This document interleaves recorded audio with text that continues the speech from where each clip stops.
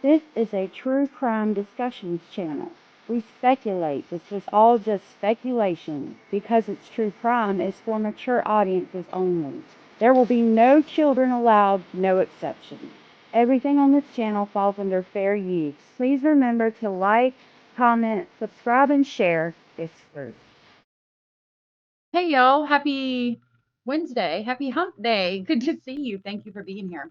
I'm so glad y'all are here. Hey, Commander Alpha Turkey. Good to see you. If y'all don't mind, please twinkle, twinkle over to that thumbs up. Come on, players, stop hating. Stop hating. Start participating. Start participating, Star. Come on, twinkle, twinkle, baby. Twinkle, twinkle.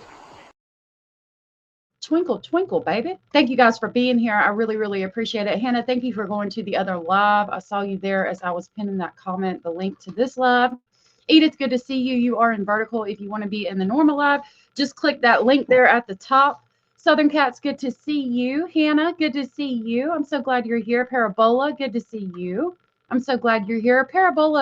Paramandy, sorry, has been here for 10 months. Thank you so much for the continued support. That was super sweet and amazing of you. I really, really appreciate it.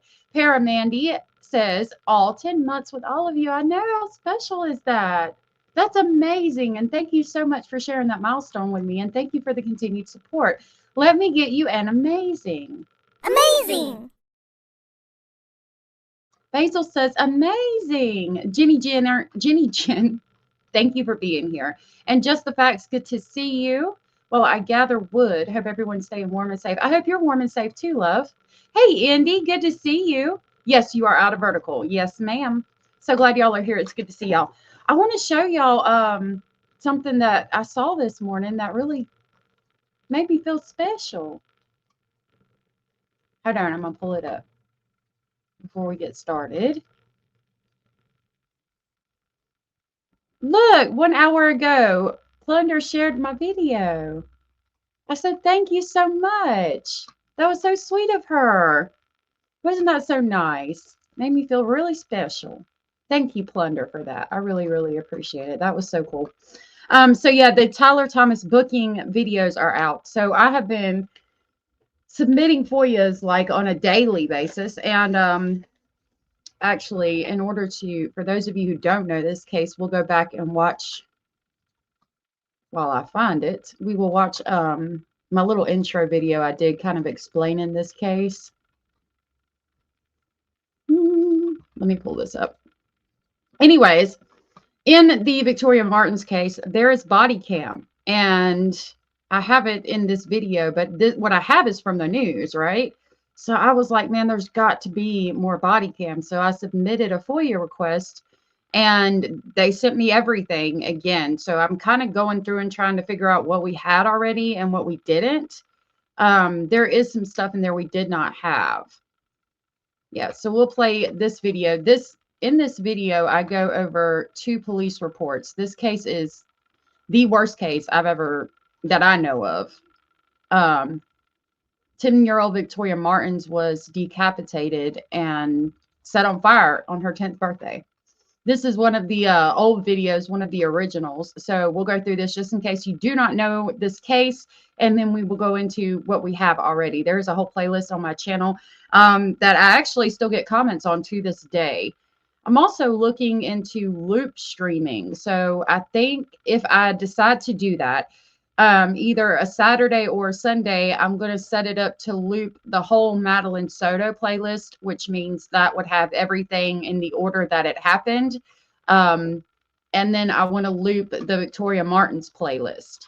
So that would be interesting. Lorianne, good to see you. Thank you for being here. And Sherry Thompson, good to see you. Thank you for being here. Happy Wednesday. Happy Wednesday. Thank you for the compliment. Good to see you. Yeah, so if I loop these, it'd be kind of like a 24-hour playlist. But the main thing I want to do is just go and play all of the interrogations and all of that we have in the order that they were played. I'm interested in doing that. I think it would be cool for you guys or anybody new to these cases to be able to come and just see everything on the case, listening to it while you clean the house or whatever. So with that, we're going to go back in time to right around to one of my first cases.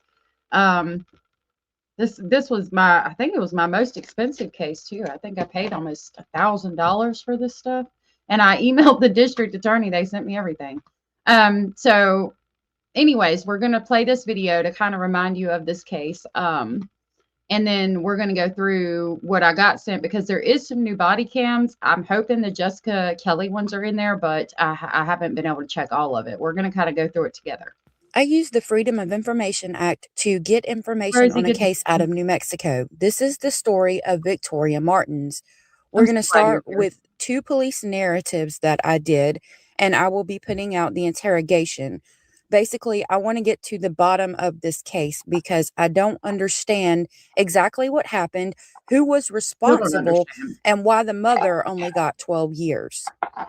If you're curious, as am I, to find out what happened, let's go through these together as I start dropping the information that I obtained. On August 24th, 2016, around 4:35, officers were dispatched to 4701 Irving Boulevard Northwest, number 808 and number 407, in reference to a disturbance. Let me The see. anonymous caller told 911 operators that she lives in apartment number 407. She said her female and male neighbors from apartment number 808 had come to her home with injuries and told her they were attacked by their friend. I arrived on scene with Officer Inyert, and we approached apartment number 407 to speak with the caller and other subjects.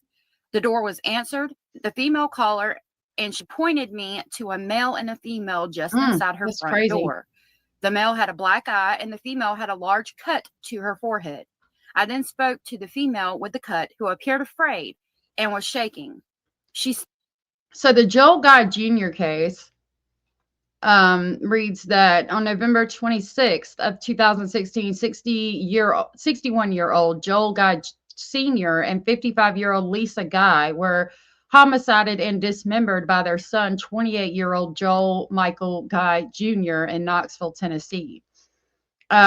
It says he cut his father's hands off at the wrist and severed his arms at the shoulder blades. He then severed his legs at the hip with a saw and severed his right foot at the ankle, leaving it in the exercise room. The body was riddled with defensive wounds. Joel then cut his mother's bodies up. This is horrible. It's very similar to the case we're going over today. So that gives you kind of an idea of what we're about to get into. For me, I think the Victoria Martens case is worse because the person dismembered was a 9-year-old girl on her 10th birthday. She had just turned 10. So she's technically 10, still 9. I mean, been 10 for a couple of hours maybe. Jessica Kelly was on a tremendous amount of math and called the child in because her mother and her mother's boyfriend, who are on the screen right now, went to go get some weed. And I think that Fabian, the boyfriend, was getting some meth behind Michelle Martin's back. Michelle probably didn't know. He was saying that he was getting weed and actually got weed, but also got some meth too. I don't know what happened with Jessica Kelly. She had just gotten out of prison, been out of prison for a week for sexual contact with a minor. She had done a lot of jail time, and during her jail time, Essie actually assaulted another inmate with a fucking mop handle.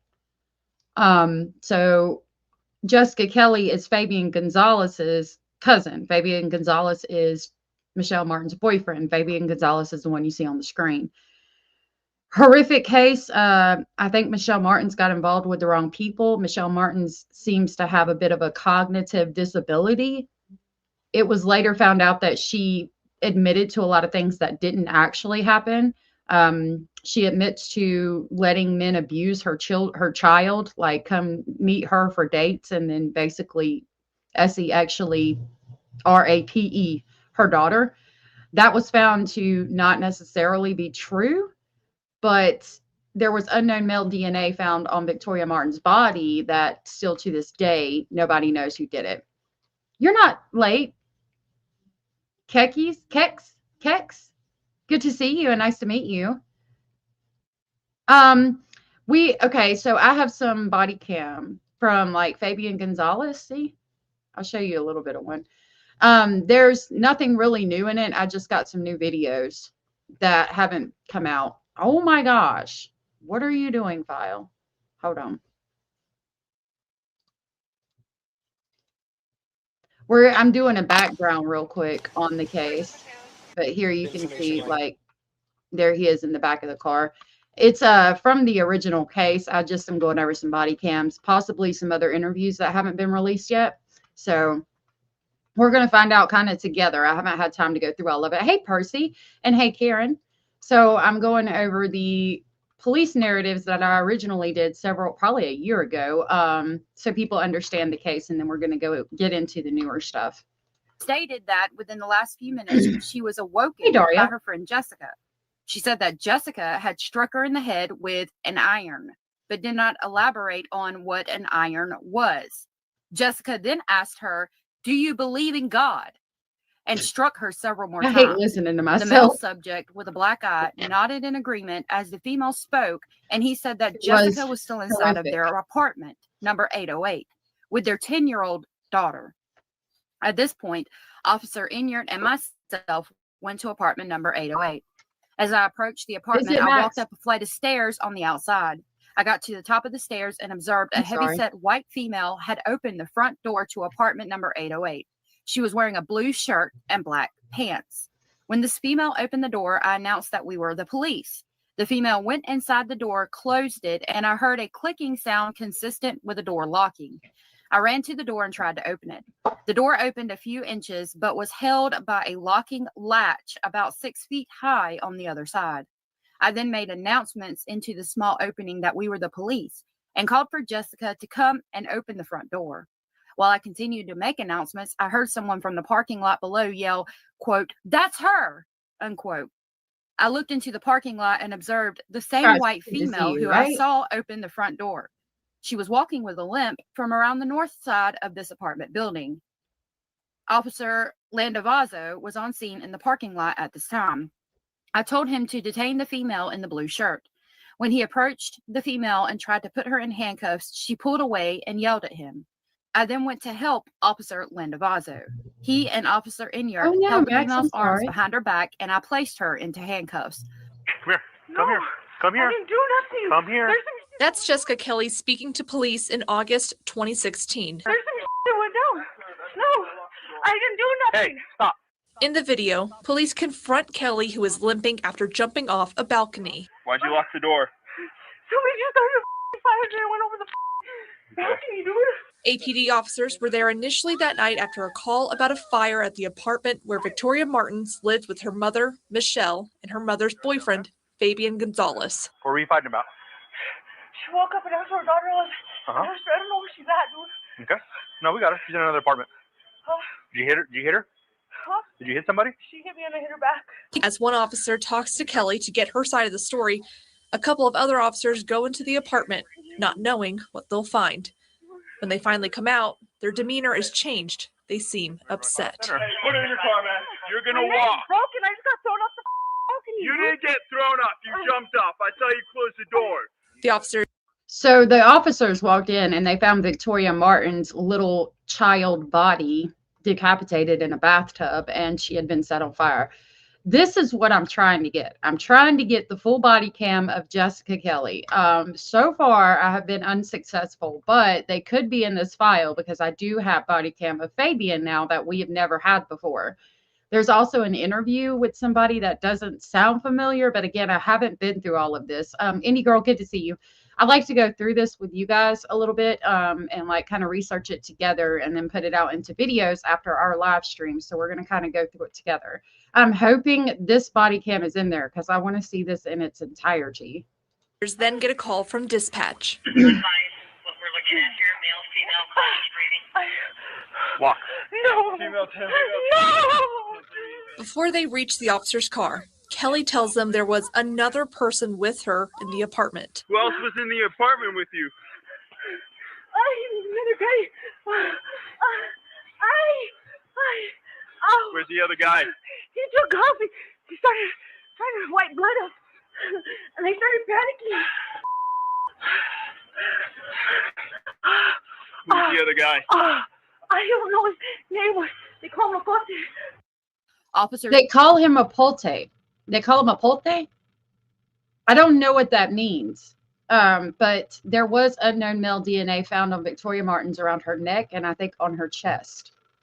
Now, she claims that somebody came in looking for Fabian because Fabian owed him money. It was a drug debt. And he walked in the house when Fabian and Michelle were gone. And he went into the room with the little girl. At this point, Jessica Kelly goes outside to smoke a cigarette because that's what you do when a random man comes in looking for somebody and then enters the room of the little 10-year-old child that you're supposed to be watching. Makes complete and utter sense, not. She says that he then comes out and he's got blood on him or something, or no, he doesn't have blood on him. He comes out, she comes in from the balcony smoking a cigarette, and he says, you better take care of that or I'm going to take care of you and your kids. And she goes in there and she finds Victoria dead, and then she starts to dismember Victoria so they can get rid of the body. Victoria had been sexually assaulted, but unfortunately it was not the first time she had been sexually assaulted, because evidently Michelle Martens, before she was with Fabian, was with somebody that was trying to kiss 10-year-old Victoria Martens. Some guy she met on Plenty of Fish. She called CPS and they did an investigation. The guy left. I think she actually met him at Bye Bye Baby. Anyways, if you go through the playlist, you'll find all this out. Victoria Martens, Michelle Martens said that alleged that they gave her meth and they would put it on the roof of her mouth, and then everybody in the house pretty much would Essie actually assault Victoria, and she would watch.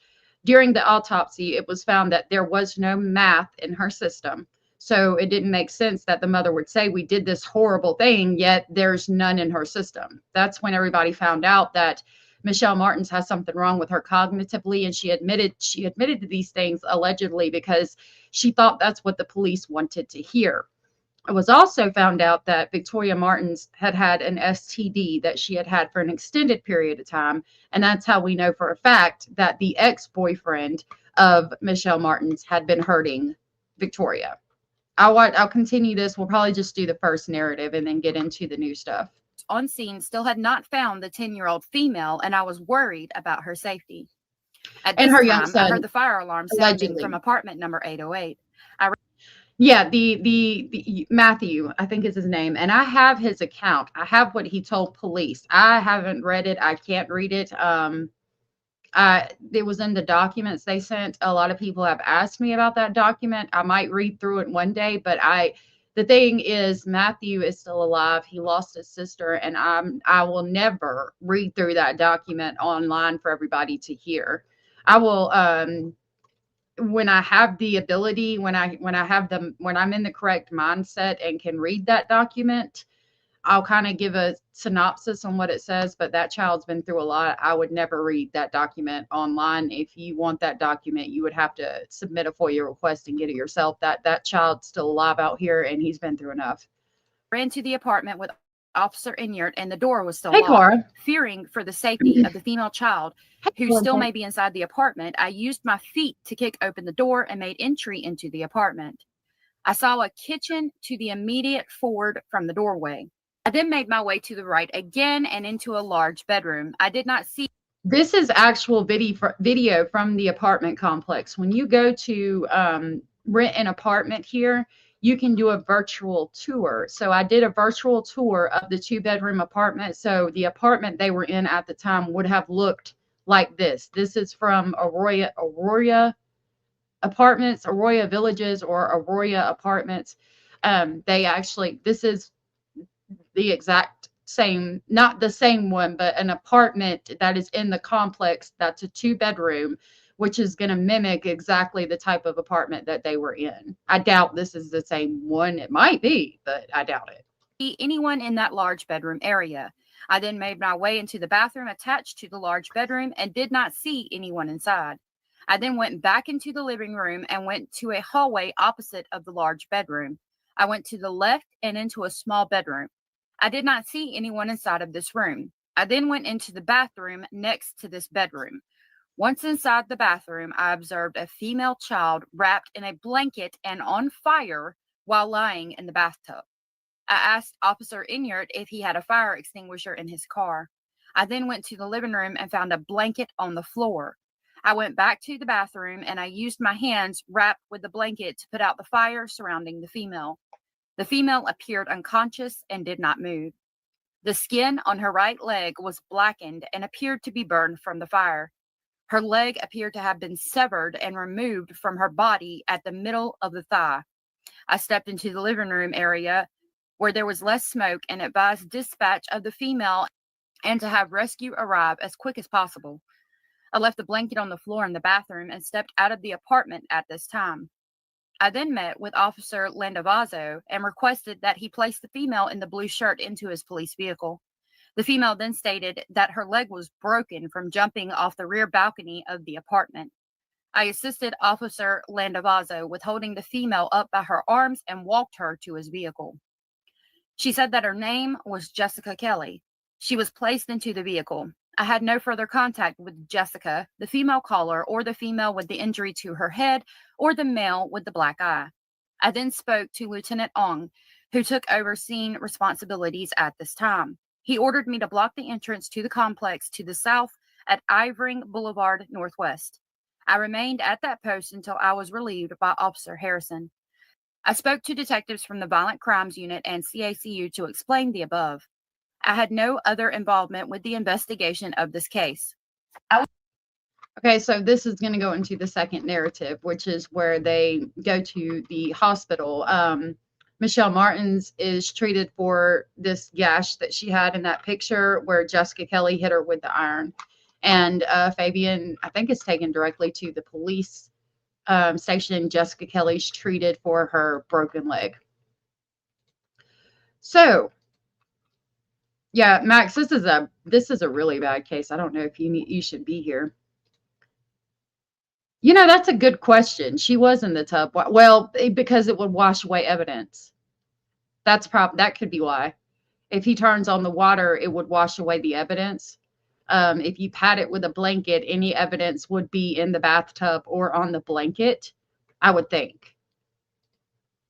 Yeah, it's a really bad case, Max. Cindy from sunny South Florida, good to see you. Okay, so this is the third one where I like I said, I haven't been through all of these, but I have these three as far as camera video files for Fabian Gonzalez toward the end. So we're going to look at these, and then we're going to continue to go through this drive that I was sent and see what all's new. Now, when we get to some of the interviews and stuff, if we've seen them or if they're on the page, I'll probably skip past them, but feel free to go check out the playlist anytime you want to. This is more for what trying to figure out what's new, what we don't already have on in that playlist.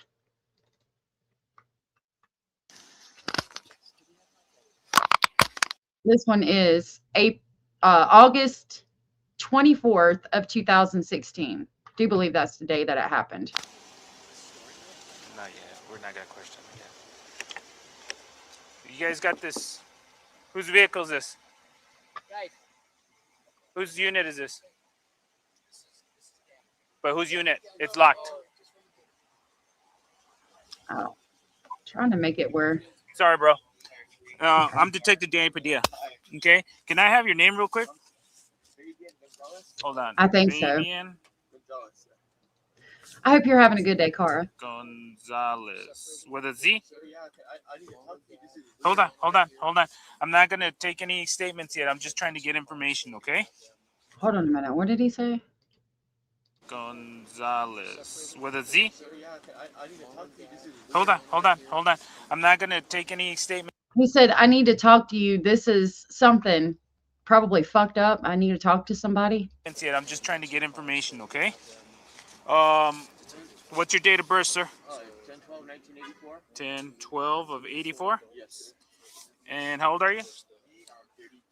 32. Okay. Can you give me your address? Yeah, 4701? Yes, sir. Apartment 808. Apartment 808. All right. We'll get with you here shortly, all right? We're not taking statements yet, but we'll get with you shortly. Okay? Okay. Hold on. Hold on. Apartment I backed it up. 808. All right. We'll get with you here shortly, all right? We're not taking statements yet, but we'll get with you shortly. Okay? Okay, hold on. He said, am I going to be able to be with Michelle, my girlfriend? It can contaminate and even ruin evidence. I figured it would. Yeah, this case is really, really horrible and really bad. So he's asking to be with Michelle out the gate.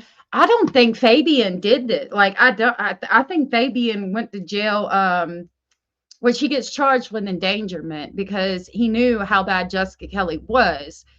Jessica Kelly was his cousin, and he allowed her to stay at the house, and that's what he initially he's charged with and doing prison time for. I think he's supposed to get out, or might have just recently gotten out. I'm not positive. He'll be out soon, if not, I think. I'll look it up in just a second. I don't think Fabian Gonzalez hurt her, and I don't think Fabian knew what was going on.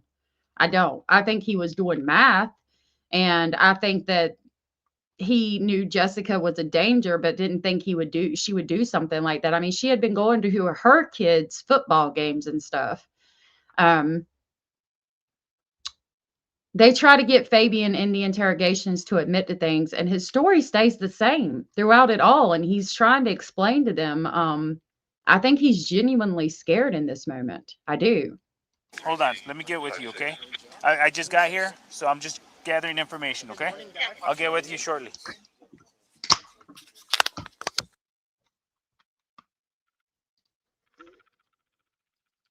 So I think this is the next day. It appears to be in daylight. Who's this? So which apartment do you live in? 804. 804? Can I get your name, please? Roy. Roy what? Roy Henry. This is an interview with what appears to be a neighbor. I believe Fabian was overcharged as well. I agree. I don't think he knew either. Plus, DNA didn't match what was found on the child. Right. The DNA that was found is an unknown male that's probably back across the Mexican border, if I had to guess. Yeah, this case it's a bad one. It's one of the worst I've ever seen. So I think this is the neighbor. He was in apartment 804. They were in apartment 808. And who do you live here with? With my wife, my oldest son, and my daughter, and my little son. It's hard to hear. He says his name is Roy. He lives in apartment 804 with his wife, his oldest son, his little daughter, and I think that's it. And a little son, possibly. So 2 sons and a daughter. What's your telephone number? 2 sons and a daughter. They're asking for his telephone number. 2387. Okay.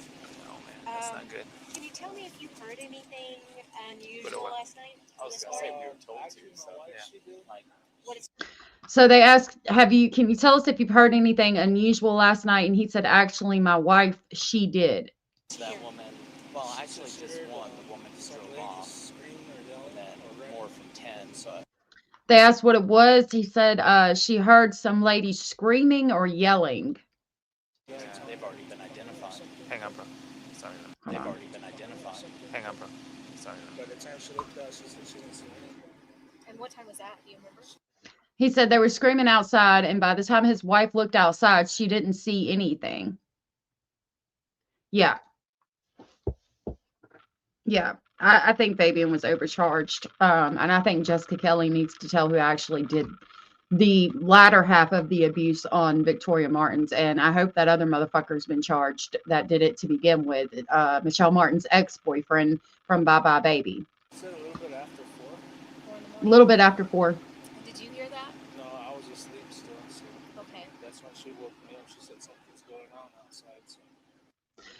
He was asleep. He didn't hear it. It was a little after 4. She woke him up. His wife did, and was telling him that she heard something outside. They looked outside and didn't see anything.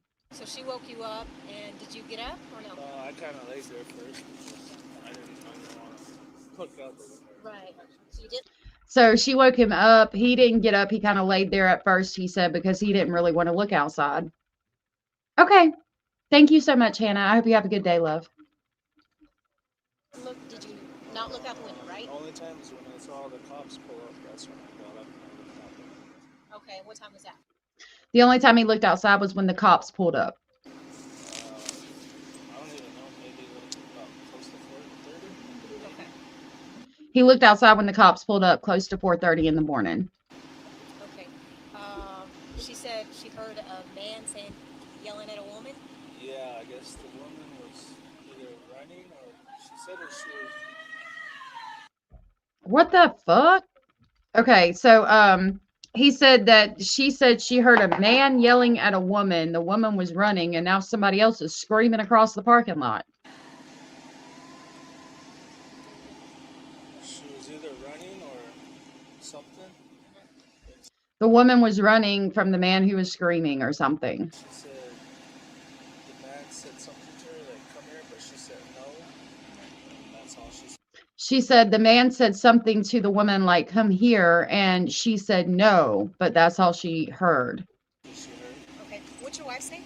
Olivia Alonzo. They're getting the wife's name.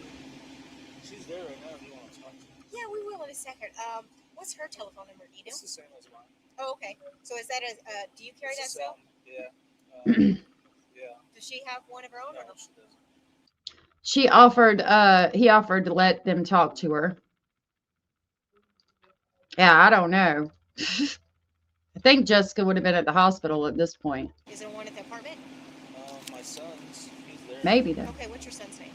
Kyler. Tyler? Kyler, Kyler. And is it His son is there. Yes. And his number is 267-9879. And what is your date of birth, sir? 10-178. And do you have New Mexico driver's license or ID? Yes. Okay, thank you. Is there any other questions you have? No. Okay, thank you, sir. All right, thank you, sir. Appreciate it. Yeah. Okay. So that was a neighbor.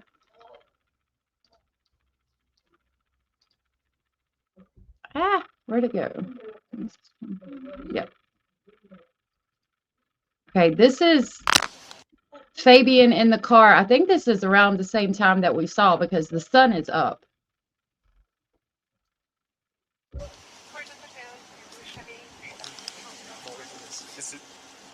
It's open? All right, thanks. No, it's locked. Thank you. Okay, Detective Jones here. I'm Detective. I agree. You want to talk to us, and okay, and somebody will come talk to you, but we need to get just a little bit of information right now. So he's asking, he's saying, I want to talk to somebody. They said basically, you know, we understand you want to talk to somebody. He said, yes, please. I mean, again, I'm with Hex. The truth lies with Jessica, his cousin. I don't think he should have been charged like he was. I don't. I'm sorry. I know a lot of people disagree with that, but I just don't. So who lives in the house? Me, Victoria, her mom, and Matthew. Hold on.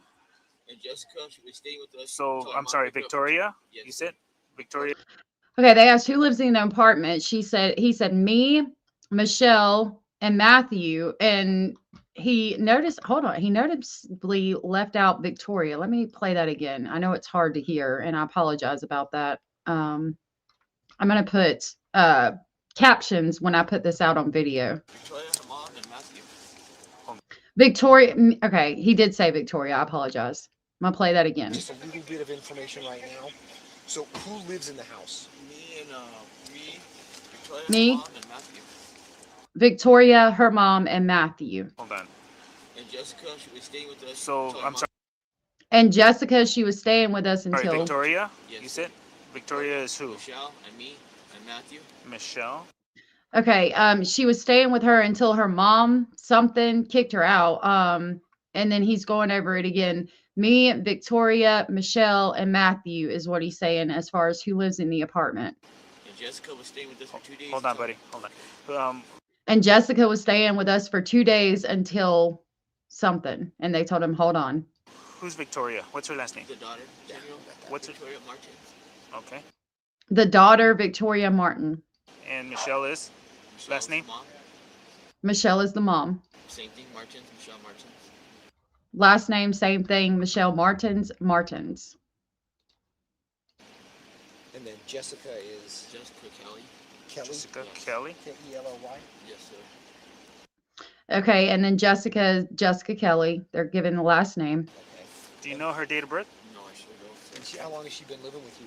Oh, she just 2 days. All she said was, "Can I stay for 2 days?" And I was like, "I really didn't want to." And like, we're like kind of fishy about it. We're like, "No," and it started. So she was. So she had been staying for 2 days. She asked, "Can I stay for 2 days?" He was kind of fishy about it, was like, "No," but then decided to let her stay. No, and it started.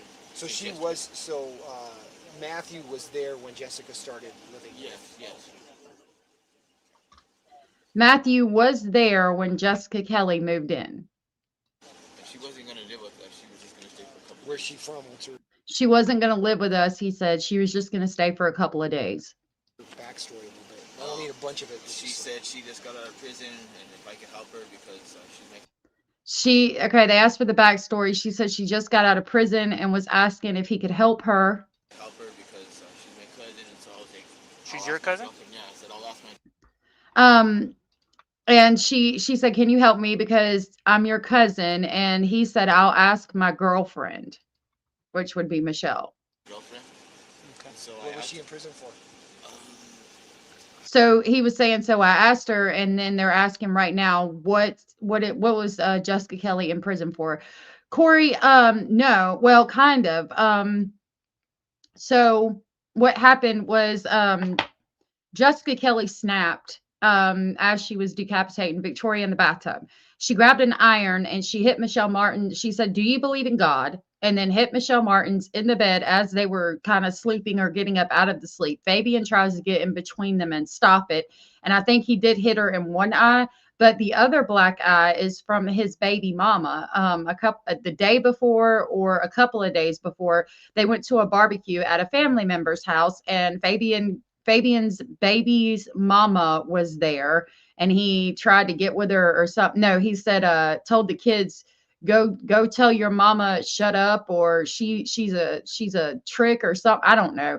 And she got mad and socked him in the eye. And so he's got a black eye from his baby mama. And then the next night they got into a fight, and the next night, the next day or two is when Jessica Kelly was committing the decapitation and homicide of Victoria. She comes and hits him and Michelle, which is not his baby mama, in the face. And I think he got punched. She got the scar. Jessica Kelly claims she did that because if Michelle Martens could not protect her own daughter, she knew that she would not protect Jessica, which Michelle Martens allegedly didn't know what was going on.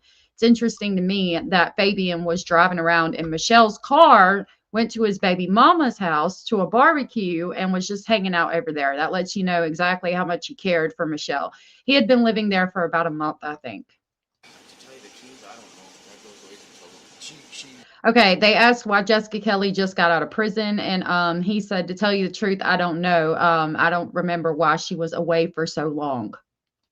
Looked you up and called you a couple days ago? Yeah, she was like, yeah, and just said, "Hey, well, I don't have nowhere to go. Can I stay with you guys?" And the first night was like, okay, and Okay, so he just knows she got out of prison and she was gone for a long time. And then he hadn't talked to her, but she called a couple of days ago and was like, "Hey, I don't got nowhere to go. Can I come stay with you?" And he was like, at first, no. the first night was like, okay, and I thought she was gonna go back home, and I was gonna give her a ride back.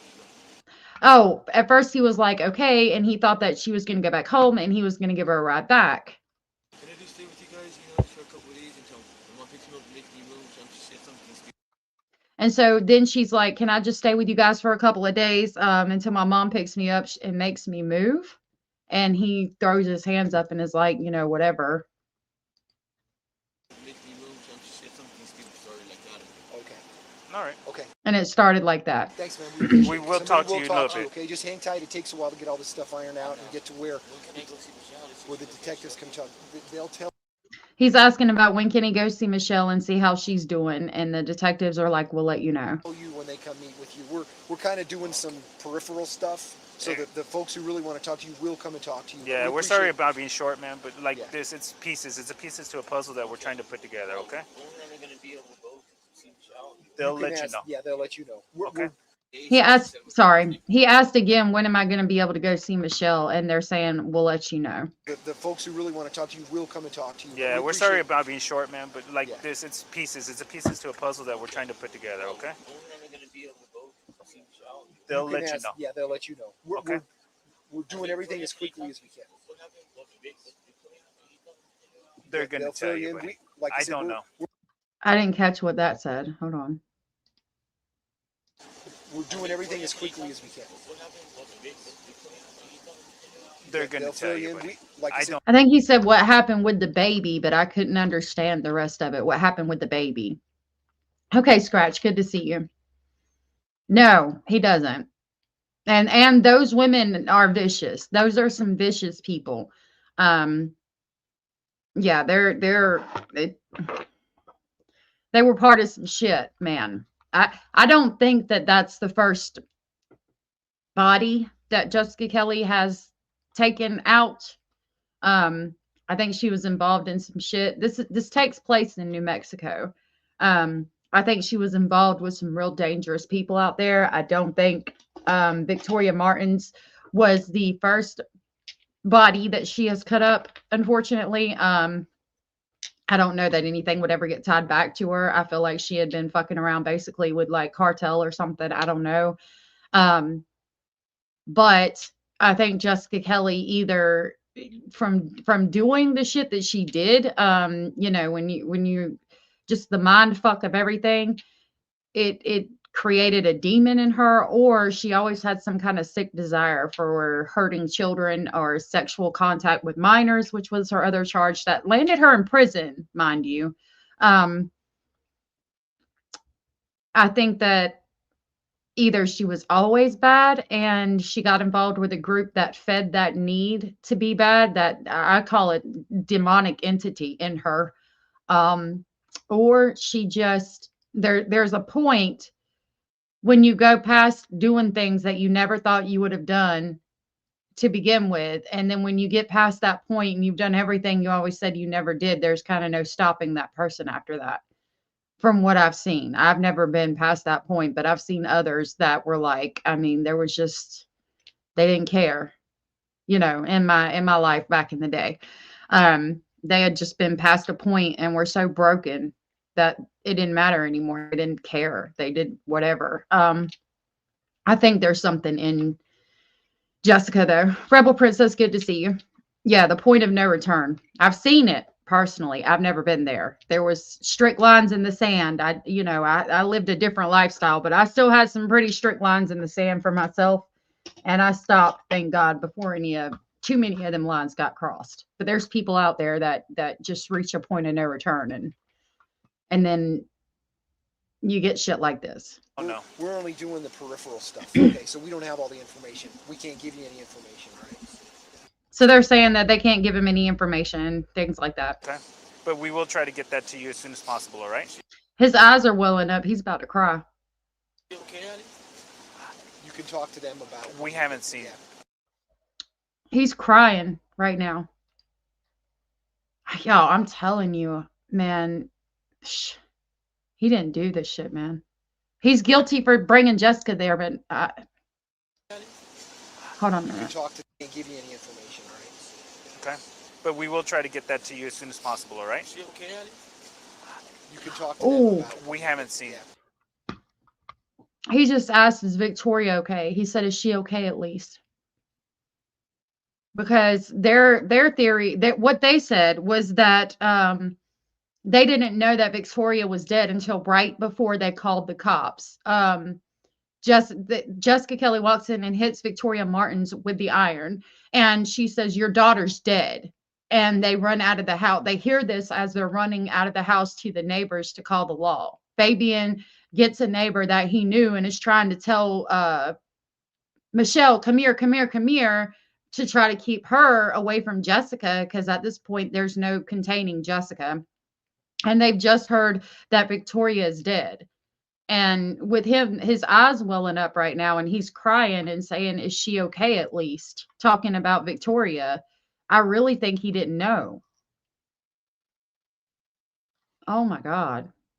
I don't know. Yeah, we haven't been in there. And like what happens when they when there's investigation like this is that they basically assign people a bunch of things. I only have little pieces. I don't have a full picture to give you. Okay. Okay. Thanks, buddy. Appreciate it. Damn. I swear he didn't know. They were running out of the house because Jessica Kelly came in the middle of the night while they were sleeping. She was in the bathroom high on meth. She was decapitating a 10-year-old girl. And she comes in with an iron. She says, "Do you believe in God?" She hits Michelle in the face. After saying, "Do you believe in God?" Fabian tries to separate them and gets hit in the eye on the other side. Because if you notice, he's got two black eyes. The big one that's big and purple is from his ex-baby mama a couple days before. The one with the line underneath is from Jessica Kelly, or it could be opposite. I don't know. Anyway, at this point, Michelle tries to run and go get Victoria, and they're trying to run from the house because Jessica's lost her ever-loving mind. It's trying to beat them up with, like, kill her basically with an iron. And she says, "Where's Victoria?" or something to that effect. Jessica Kelly says Victoria's dead, and they have to get out of the house. So they run to the neighbor's house and call 911. Then at that point, the cops get called. Jessica Kelly's still in the house. She starts a fire on Victoria, who's in the bathtub, deceased and decapitated, and locks the door, starts the fire to basically get rid of the evidence of the deceased child. Any kind of evidence that would have been on her body, you would start a fire if you were going to do that. So she goes off the balcony, jumps off, breaks her leg, shatters it, and then is in the hospital. This case is the craziest case. It's a horrible case, and it's one of the craziest I've ever seen, because the mom is admitting to shit that didn't actually happen. There's unknown male DNA that they still don't know who did it to this day. It's insane.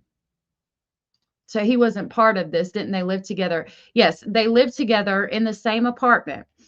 Fabian is Jessica Kelly's cousin, and Fabian is the reason that Jessica Kelly was there. On the day that they were there, Jessica Kelly had acquired some meth, and Fabian was using meth as well. Now, he told Michelle that he was just getting weed. They went twice that day to get weed and were drinking alcohol. The second time they went to go get weed, he did get more weed. Like, you're talking about like a little dime bag, enough for a bowl to smoke. And then he left and went to a neighbor's house that was like up the block and came back. And at that point is when he more than likely got the meth, because he was high on meth and so was Jessica Kelly. He made tacos. They went to bed. Jessica Kelly claims Fabian helped him decapitate Victoria. There was blood. He was cleaning up blood, but he says the blood that he was cleaning up that was on the floor was from where Michelle got hit in the face. You'd have to go back and watch like all the interviews, and it's an extensive interview. Like, when I talk about doing this case on a 24-hour loop, it'd probably be a good freaking 18 hours to get through everything. Fabian Gonzalez, let me go ahead and pull up what he got. He got like 35 years or something for basically letting Jessica Kelly stay there, knowing that she had just gotten out of jail for basically putting Victoria in danger, but she had just gotten out of jail for sexual contact with a minor.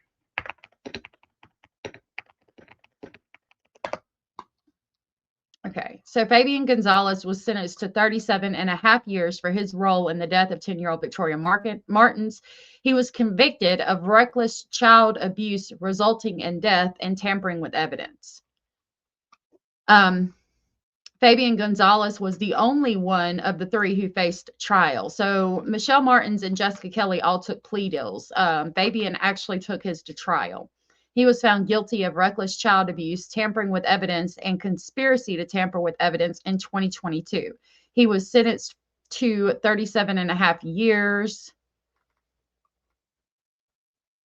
Hold on. I got to find it here. Okay. He was sentenced to 37.5 years in prison and will be eligible for parole after serving half of that sentence. And he was just sent in 2022. Jessica Kelly agreed to testify in Gonzalez's trial as part of a plea deal that was struck in early 2019, where she pled guilty to several charges, including reckless child abuse resulting in death. In April of 2022, Kelly was sentenced to 44 years in prison. However, Kelly is expected to serve less than half her sentence. That pisses me off. She'll be old when she gets out, but I thought that she wasn't going to ever get out. Michelle Martens is believed to have falsely confessed to actively participating in the homicide. Martens was sentenced to 12 years in prison, but was released from prison on October 14th of 2025. And we talked about that again in October when she was released. That pisses me off about Jessica Kelly. She don't ever need to get out. I mean, that was her second time going to prison, and she went right back to prison within a week of getting out for like an 8-year fucking sentence. Yes, she at a certain point, Michelle did say she liked to watch.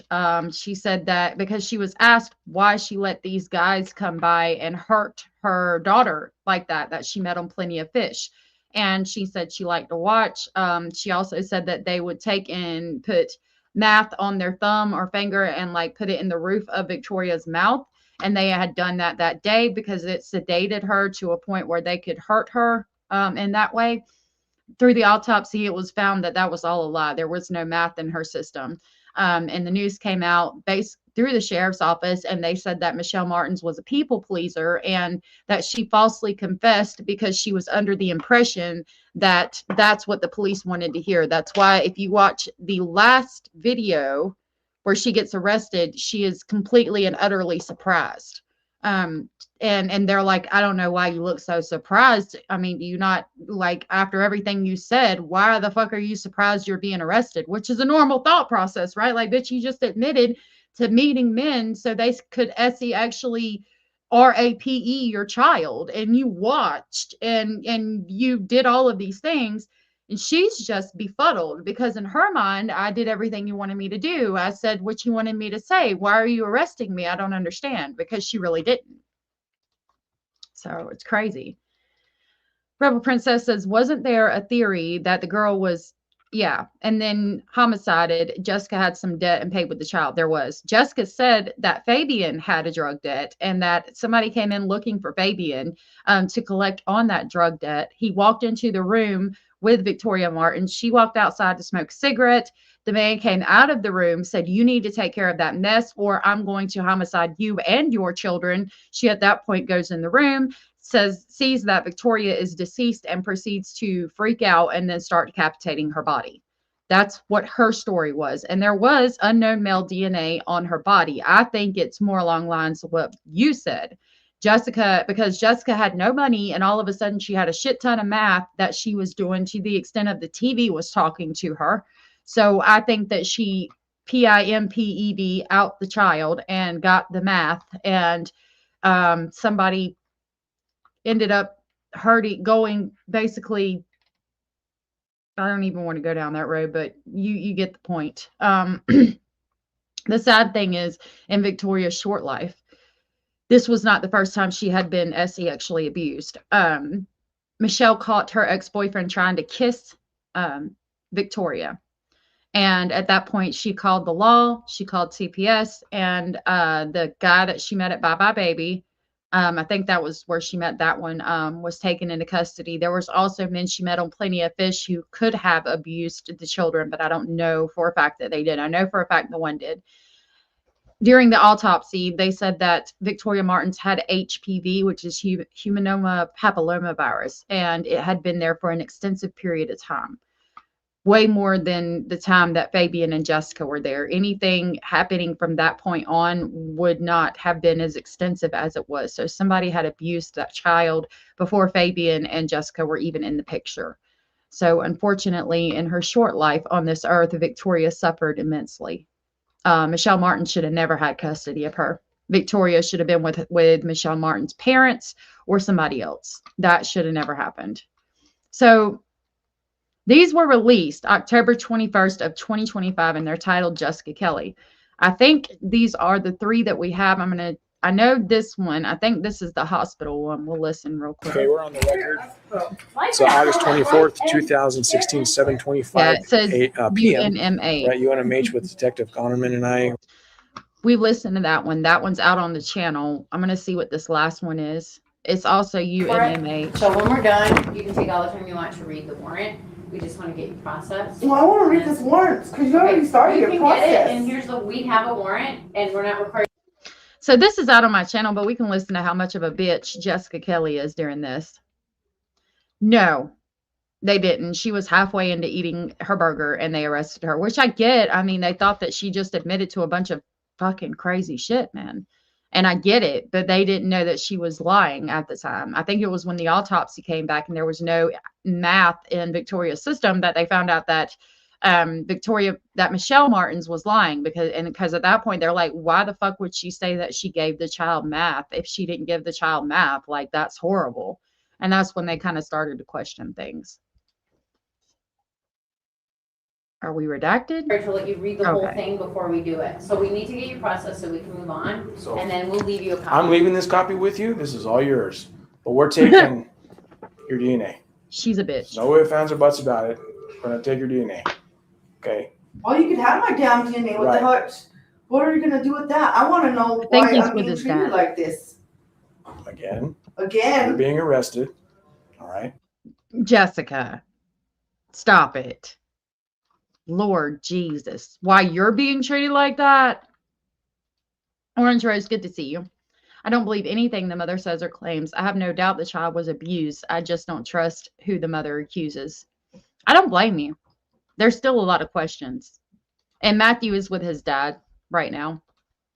There are some new audios in this too. I just want you to kind of hear who Jessica Kelly is, just in case you don't know. These are out on my page. For murder. Why am I being arrested for murder? You don't want to talk about it because you don't want to talk about it. You asked for an attorney. All right, There's 3 other people in that house. You're getting me for murder? Oh, we've arrested other people too. Like who? Who else was in the fucking house? I'm the only one arrested. No. All right, so let's go ahead and get you processed, okay? And then you can read this on your time, and then you can get rest, okay? Yeah, faster we do. The sooner we get this done, the sooner I can get this to you, you can read it. Right. So this will be like the same time that you've done it before. It's like brushing your teeth. Give me that then, dude. Like fuck. Been treated like shit this whole fucking time for something else. This is bullshit. Bullshit. This is all because of you? Really? Shit. You're like fucking violating my whole fucking rights, dude. Yeah, for what? For what, dude? You need to do that. For what? Serious. Go find a motherfucking killer, dude. Go find a motherfucking killer. So Jessica, just so you know, and we don't want to argue with you, and it's your right to not say anything. If there's some questions that I can answer for you, I'd be more than happy to clarify. Right. Something for you. Okay. Based on the evidence of the scene, based on the interviews that we did and the witnesses that we interviewed and the other people that are charged, we have probable cause to charge you with murder. Okay. So it is your right not to talk. We wanted to get your side of the story, of course, to see if, maybe you had a different story than them or had something else to say to maybe explain something. But we can only go on what the other people are saying and the witnesses and the crime scene. That's hearsay, right? Okay, I'm sorry? That's hearsay. So now she's a fucking based on lawyer. what we know, what we're required to have is called probable cause, and that's what you're being booked on, okay? Later, obviously you'll have an attorney in court and your attorney can work out anything like that, and hearsay, whatever, I'm not gonna talk lawyer terms with you and discuss that stuff comes later. But I just want to let you know, we get the complaint or that you're going to be booked on, or the arrest warrant is approved by an attorney and all that. So, okay, and we'll leave you a copy of the search warrant, and it's going to explain. Explains everything as far as why we're here, yeah, what I wanted to ask you. So we're just doing our jobs. We're not judging you just because you get You guys charged. did judge me at the silent. I've been judged this whole time. Nobody's judging you. I don't know you. Okay, we're just doing our job. She's such a victim. Okay. And I try to be as calm as possible. But you keep asking me after I just fucking broke my leg. I'm gonna fucking get up. And I'm gonna get fucked. I don't like fucking cops. I'm gonna get up and I'm gonna get fucked because I don't like fucking cops. God, aren't you just a badass? No. I want to see this bitch get up with her fucking shattered ankle. I told you I just discharged from fucking prison. Okay. All right? I just discharged from fucking prison, all right? I am bad. I'll get fucked with you. You better leave me alone. You better let me walk out of here right now with my shattered ankle because I will get fucked. I ain't scared of the police. I just got out of prison. And if that was a fucking reason why they took me to let me stay there, is for this bullshit? It's bullshit. Bullshit, I tell you. My bullshit. cousin and that lady told me I could stay there. In the other room. And? Where's her son at? Thank God he wasn't there. That's why you're talking about, okay? So again, while you read that, if you have questions, even though you lawyered up, you can still contact. I know. When you get an attorney, and you can ask questions. All right, if you want to hear that interview in its entirety, it is on my page. I think it's called The First Interview with Jessica Kelly because I was able to get her account of the story through the district attorney's office, and that's out there too on my page. I'm just gonna check this. I think I had all of these already. I'm gonna start this one and just see what it says. I think we have this one out. Okay. Victoria. And so we're yesterday from the beginning. As soon as you start lying, I'm done. Okay? Because I've kind of had enough. I'm sure you've had enough. How about? Okay, so let's start from yesterday. Start from like when the attack happened. Let's start. Okay, so there was supposedly they talked to him several times about his story and they claim that he's lying and he keeps the same story throughout. I'm going to double check my page because there seems to be 4 interviews here and I don't know if I have 4 interrogations of him. I think I had 3 and then the baby mama interview. So I'm going to look at my page just real quick while we're watching this just to see how long my interviews of him are and that might be able to help me narrow down what we might have heard and what we might not have heard. I'm not sure that we've heard this one, but it's still going to be hard to tell. Yeah, she is so tough. Right. Like, you're still going to jail. All right, I'm going to check that while we watch a little bit of this one. And there's an interview with somebody that I have never heard, and we'll go over that too. Start from when when Victoria got home from school. And let's go from there. I got home from school, like I said, we showed up there, I had her up, you know what I mean? She was like, I'm over it. We got there. Jessica said she would call it 2 minutes before we got there, okay? Okay. And said, oh, now I got Victoria. We're like, oh, Allah, you should, you know what I mean? We worried us, we ended up falling down, we could have gotten a wreck or something, trying to help her get over here. So anyways, we get in there and they go to Rochelle goes to the balcony right away, and she sees Victoria, and I think Victoria's fine. Jessica's on the balcony sitting there too. I don't think we've seen this one. This is what I have. I have the first interview where the man and the woman comes in. That's 1 hour and 47 minutes. Fabian's second interview is also 1 hour and 47 minutes. I think that's as long as the recording would go. Third interview is 1 hour and 53 minutes, and both the woman and the man are in there. And then Fabian's final interview, he's just with the woman. This is she started on herself. 1 hour and 9 minutes. She started trying to go on me, and like I'm trying to hold her off, but I don't know. She must have been really super high. Okay. So you can have that. How this one starts. We're going to see how this one starts, just to see if it's the same one they might have taken off the end. Real quick. Sit in that same chair. Do you feel a little bit better now that you have some water? See, the man's in there again. A little bit of a break. Okay. So, what is up with this chair? I know. Well, it's an uncomfortable chair. So, all right, we've got enough of that. Let's go back here and see if that's how this one starts. If not, this is a new one.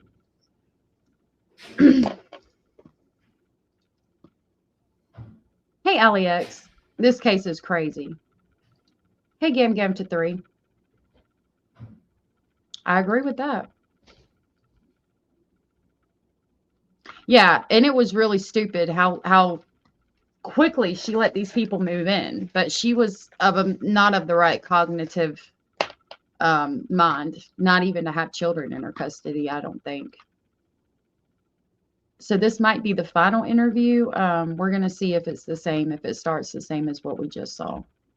I only see her coming in. I don't see that man come in. So we might not have this one yet.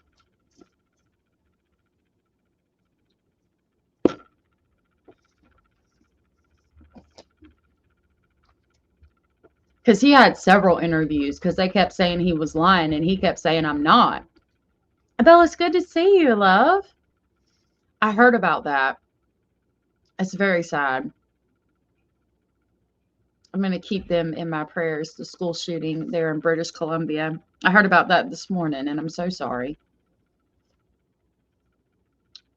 It's really sad.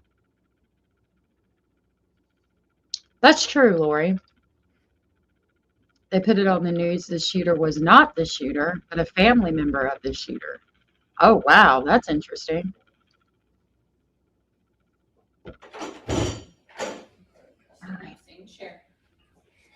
Might be the same one.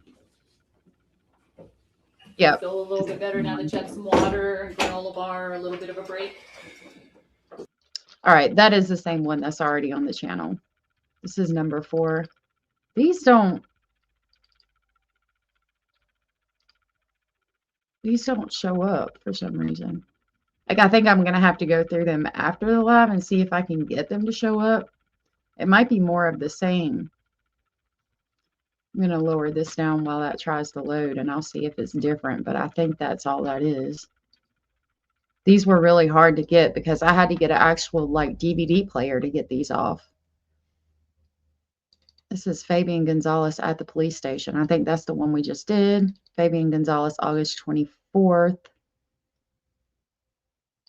This was released October 21st of 2025.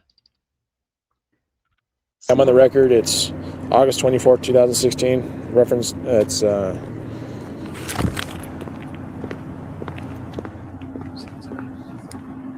8:43 a.m. This is reference to case number 1600-78669. We'll be interviewing Fabian. I think I have these 2.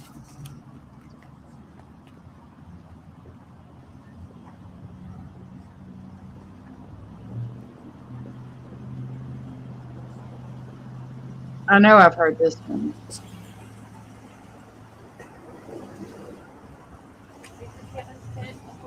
Yeah, I'm good at that. Yeah, we can right on those steps. Yeah.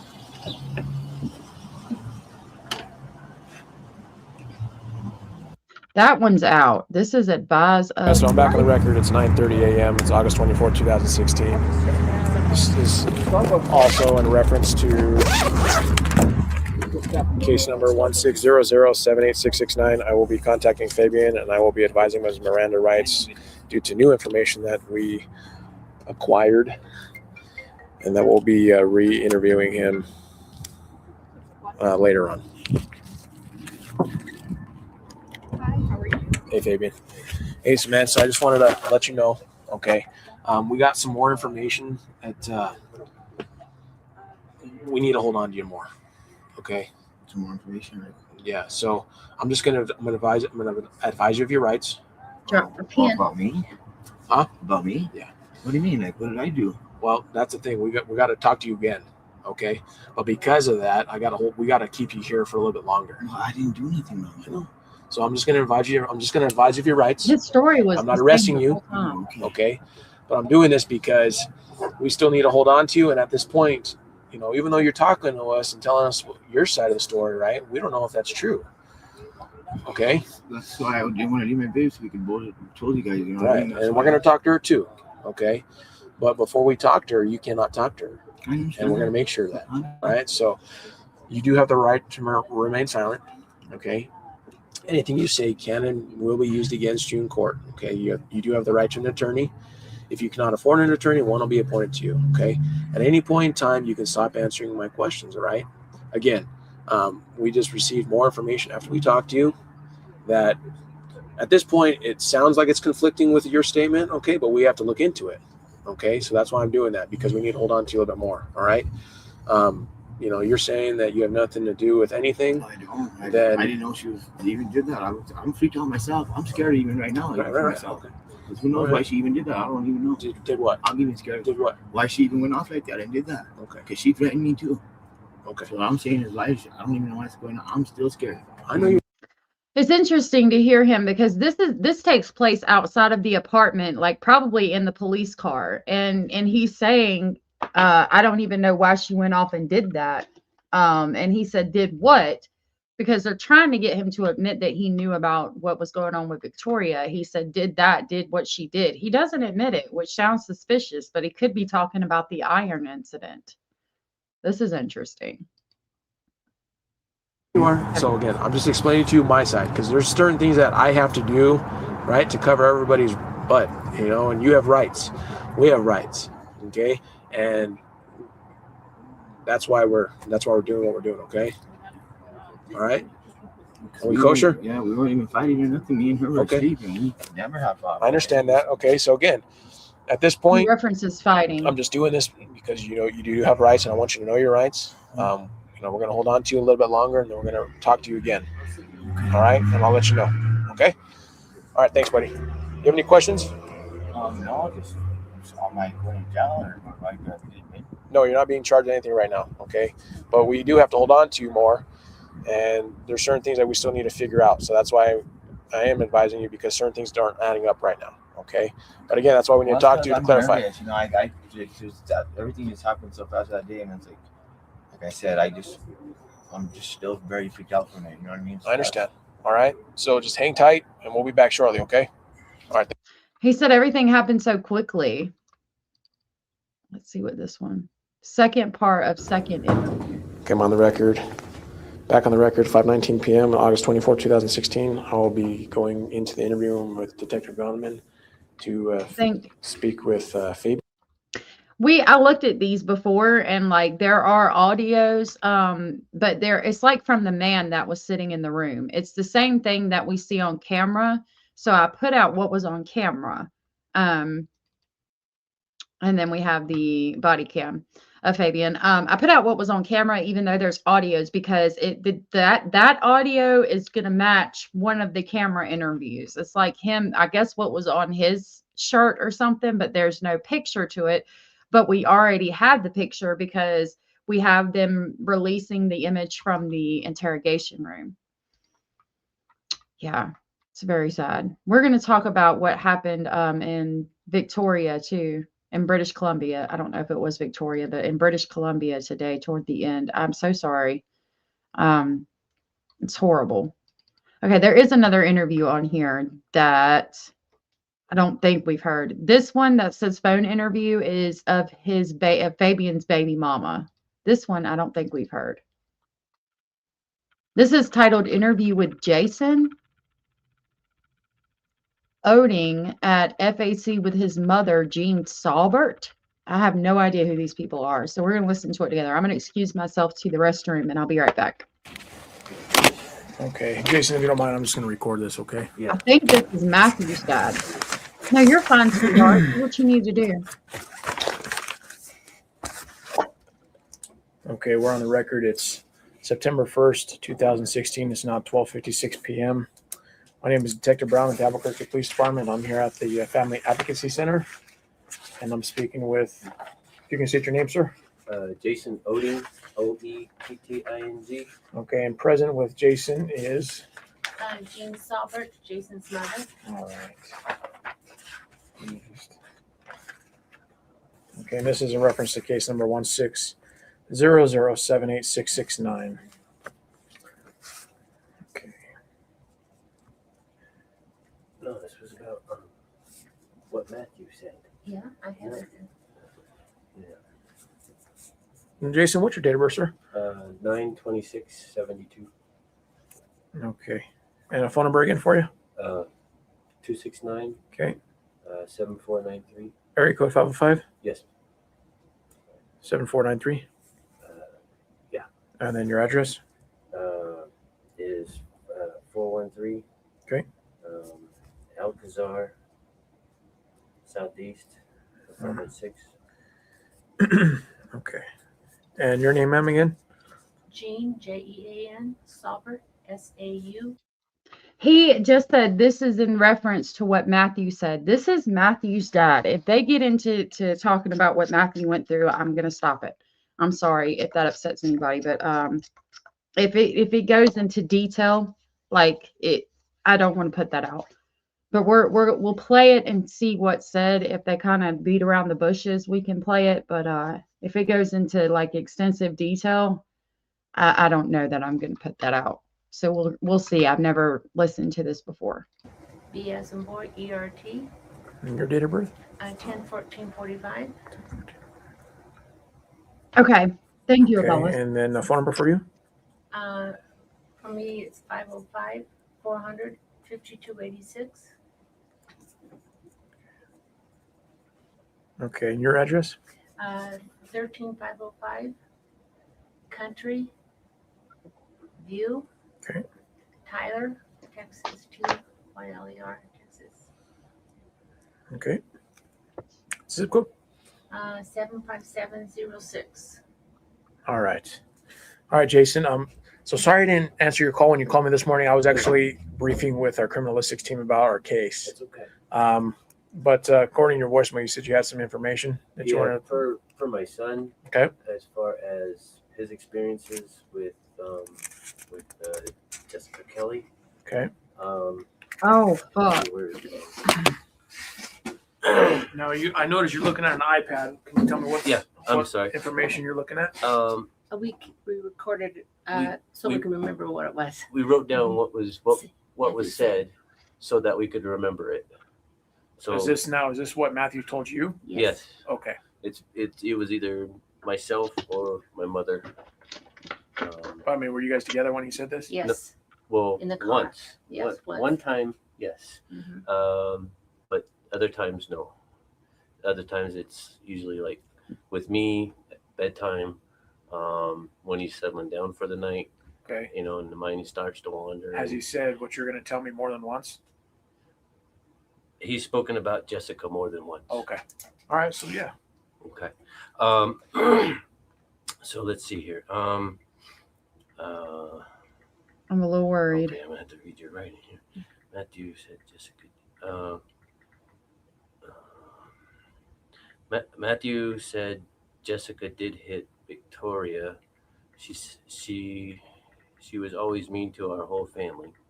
She hit Victoria and Fabian. Fabian in particular, and gave him a black eye.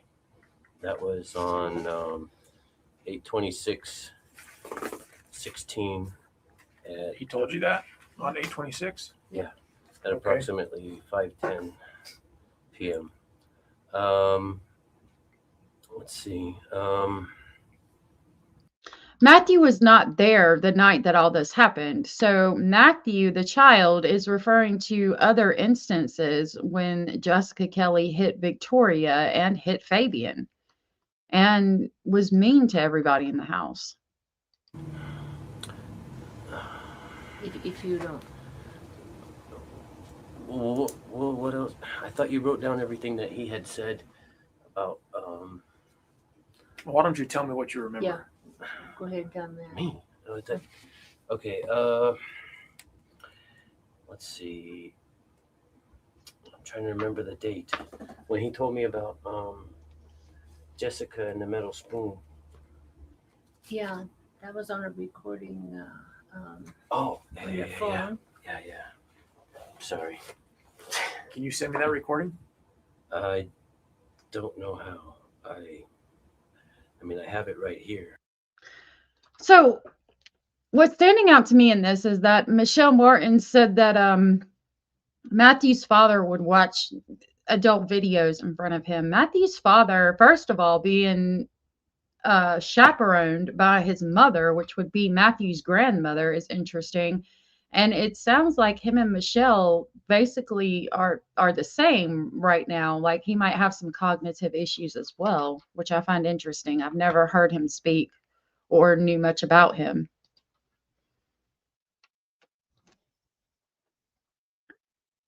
Hold on. Okay, well, you can put it to my tape recorder, and that may suffice for now. Okay. Because I mean, he told me the first time, you know, like by himself, you know what I mean? And Right. then to get it recorded, I had to tell him to hold that thought, you know, and then get him to say it again so I could record it. I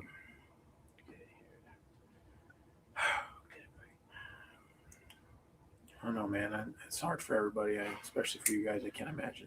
Yeah. Well, I noticed that the hardest part for me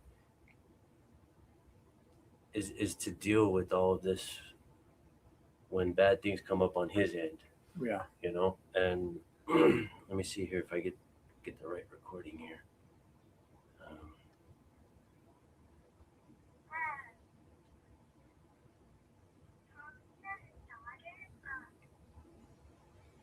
Make sure I get the right one here.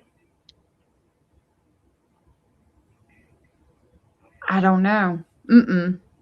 Nobody's ever looked into him, Matthew's father.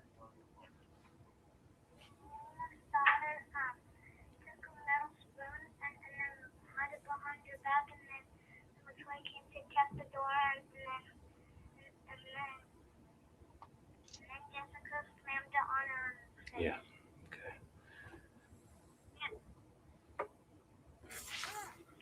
I hope I get this. Okay. Paulina, his daughter,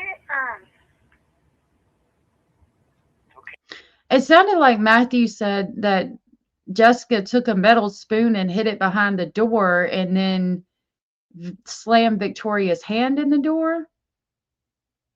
Yeah, please don't apologize, sweetheart. Do what you need to do. That's a lot going on in your area. You do what you got to do, sweetheart. And I'm sorry that that's going on right by you. It's really sad. Hey, Matthew. It's okay. Go ahead. Go ahead. Paulina's daughter what? Paulina's daughter, took a metal spoon and then hid it behind her back, and then Victoria came to check the door, and then Jessica slammed it on her face. Yeah, done. Okay. I think I believe Paulina is a neighbor from downstairs. Okay. So. Did he mention Paulina? Not before then. Yeah. Not before then. Yeah. What was that? That was just him singing. He likes to record things on my phone. Oh, does he? Yeah. He knows more about this phone than I do. Can I see your phone? Yeah, sure. I just want to see if I'm able to email that or which recording is it that? Number 57. 57? Yes. That's concerning. Okay. Oops, the listing is here.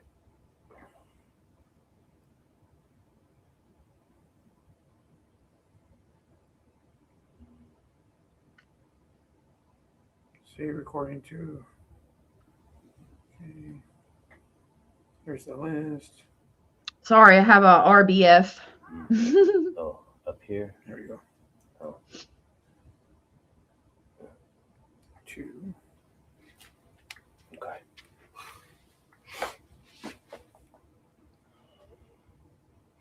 Actually, let me see if I can do email.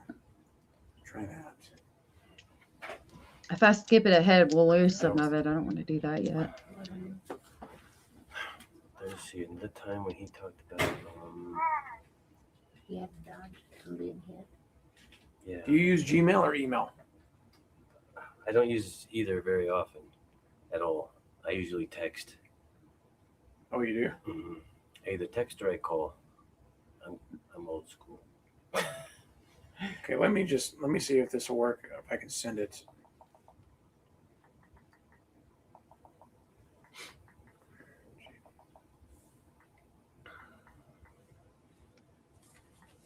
Oh, and it where's that paper of the listing of things that I had to bring up? Oh, this one here. Sewer ID. Yeah.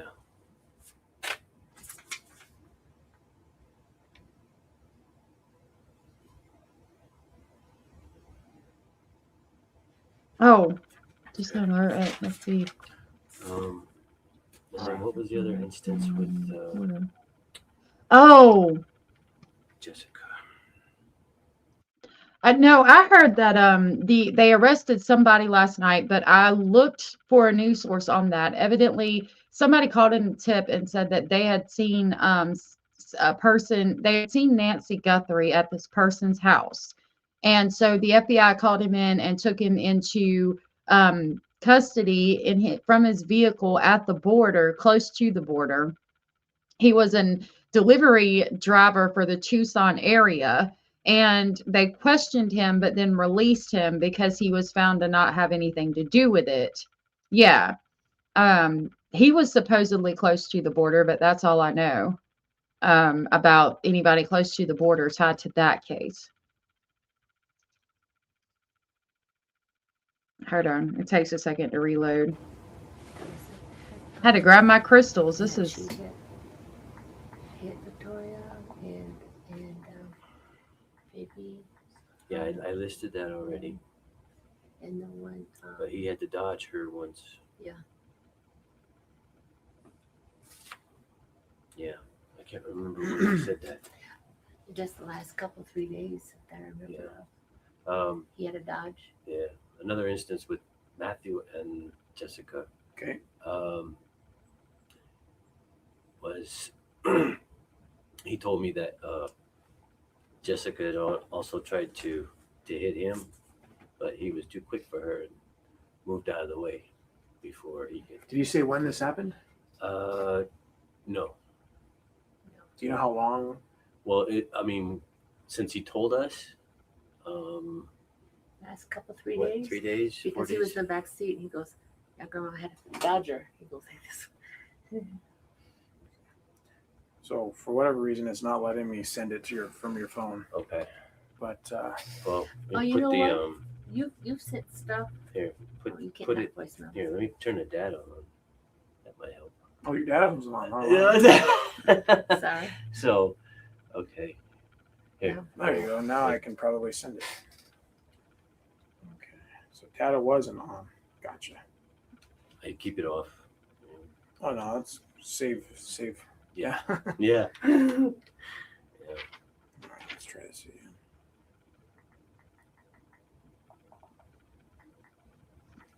He was very intrigued by Matthew singing that song, as was I, because the way he was singing was scary.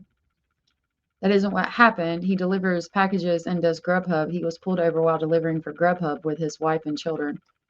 Well, they stopped him at the border. I saw a news report on it. They said his mother or girlfriend said that somebody called in a tip. They pulled him over on the road close to the border. He was taken in and questioned. He was held at the scene where he was pulled over for hours, he said. They took him in and questioned him, and then he came back home. And his name, he was going by Carlos. I can pull up the news article that I saw. That's what the news article I saw said. I don't know. But they said that definitely somebody called in a tip and said Nancy had been there, and it was found to not be true. That was from yesterday, though. I don't know what they've got today. I haven't been following that case a lot. Yeah, I spoke with Post was right behind a legit news page, and my brain saw it. It's the same post. Yeah. Tara down. Waters. No, you're good. Well, no, I don't know what is, but the one. Yeah, he was a delivery person in Tucson, but they said close to the border. I could be wrong. Down at the Child Advocacy Center.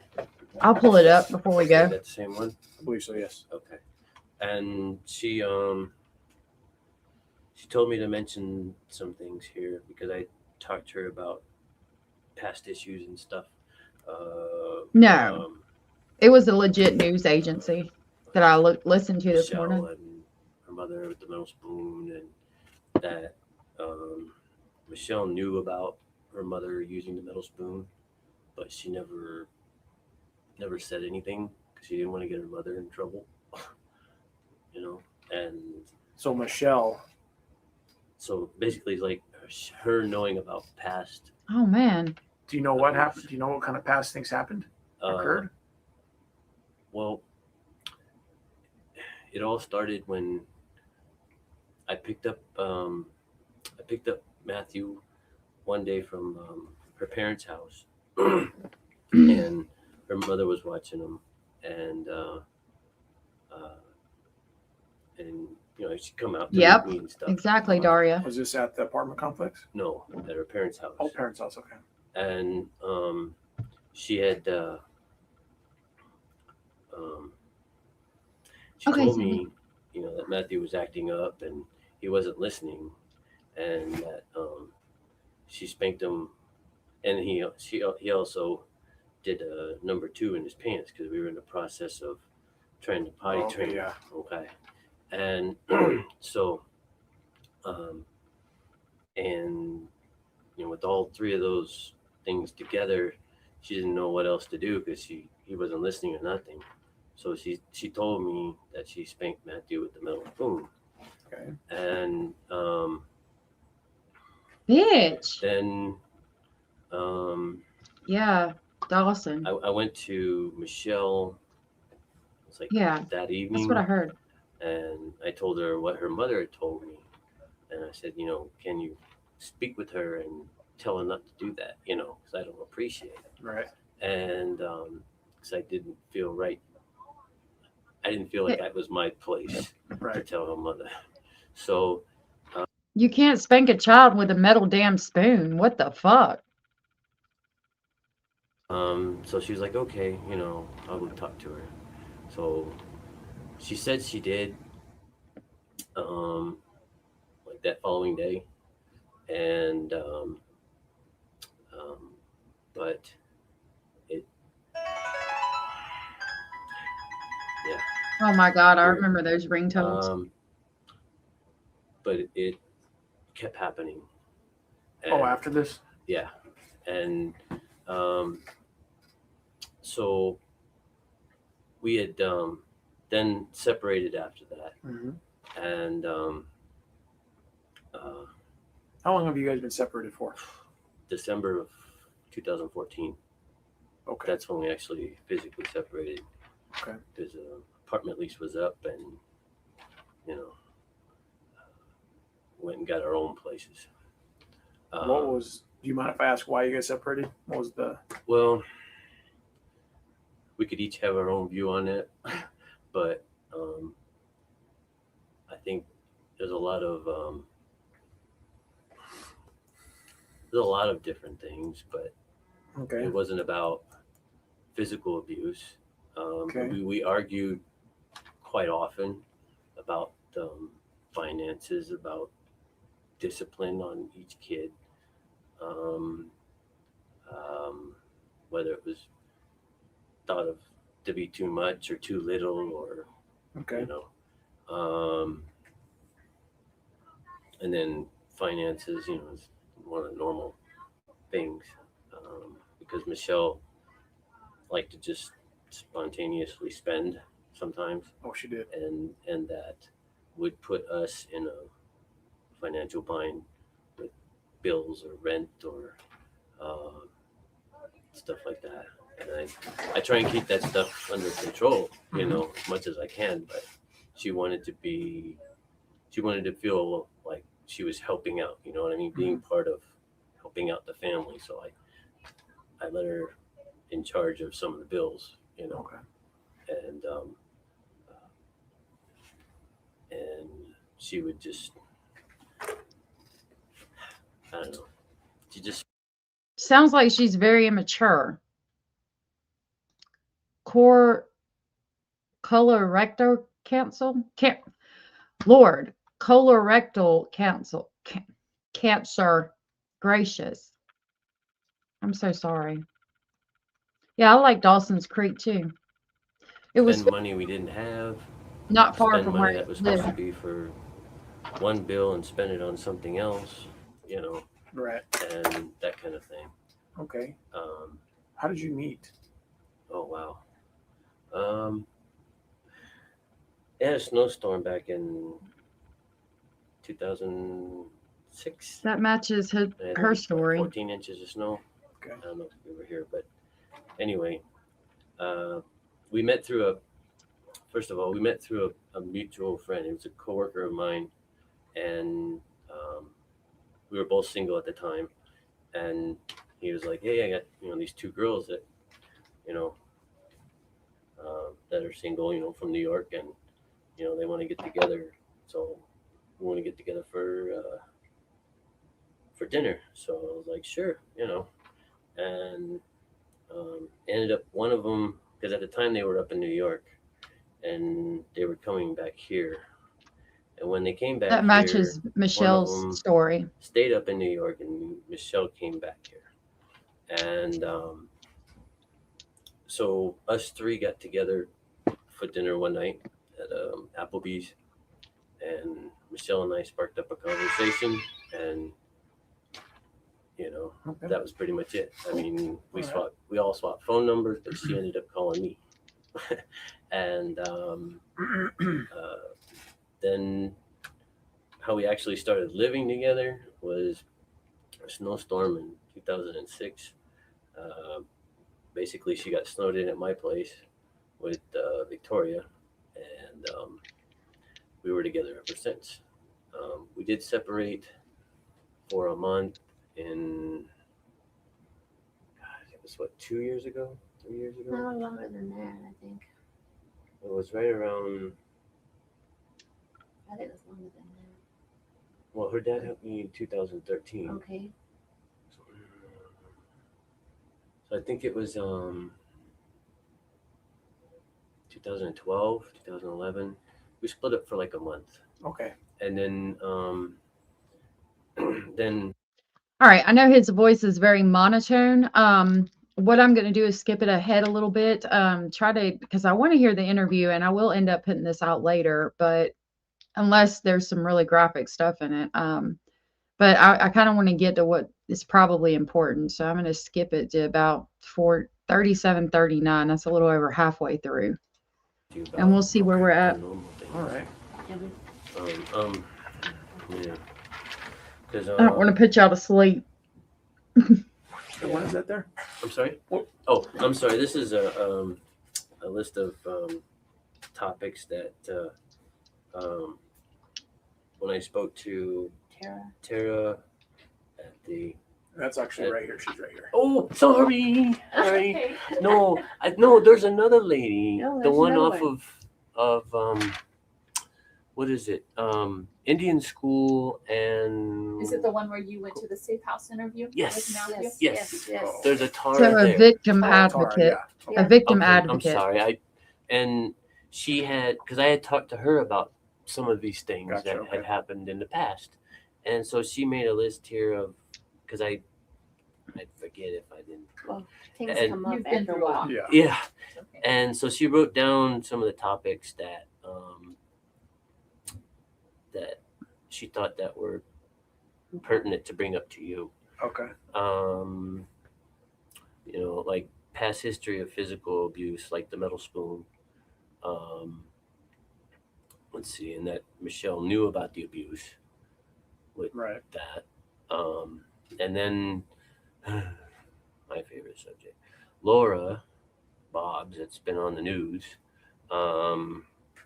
She was close Who's friends Laura? with Michelle, and has also assisted in keeping me away from the kids. Back, Her name's Laura Bobs. yeah, Yeah. she's been on the news.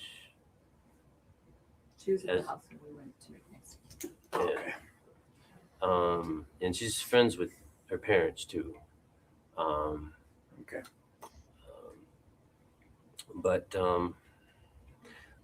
initially, in the beginning, when we first moved to the Royal Villas, Laura was the neighbor from downstairs from us.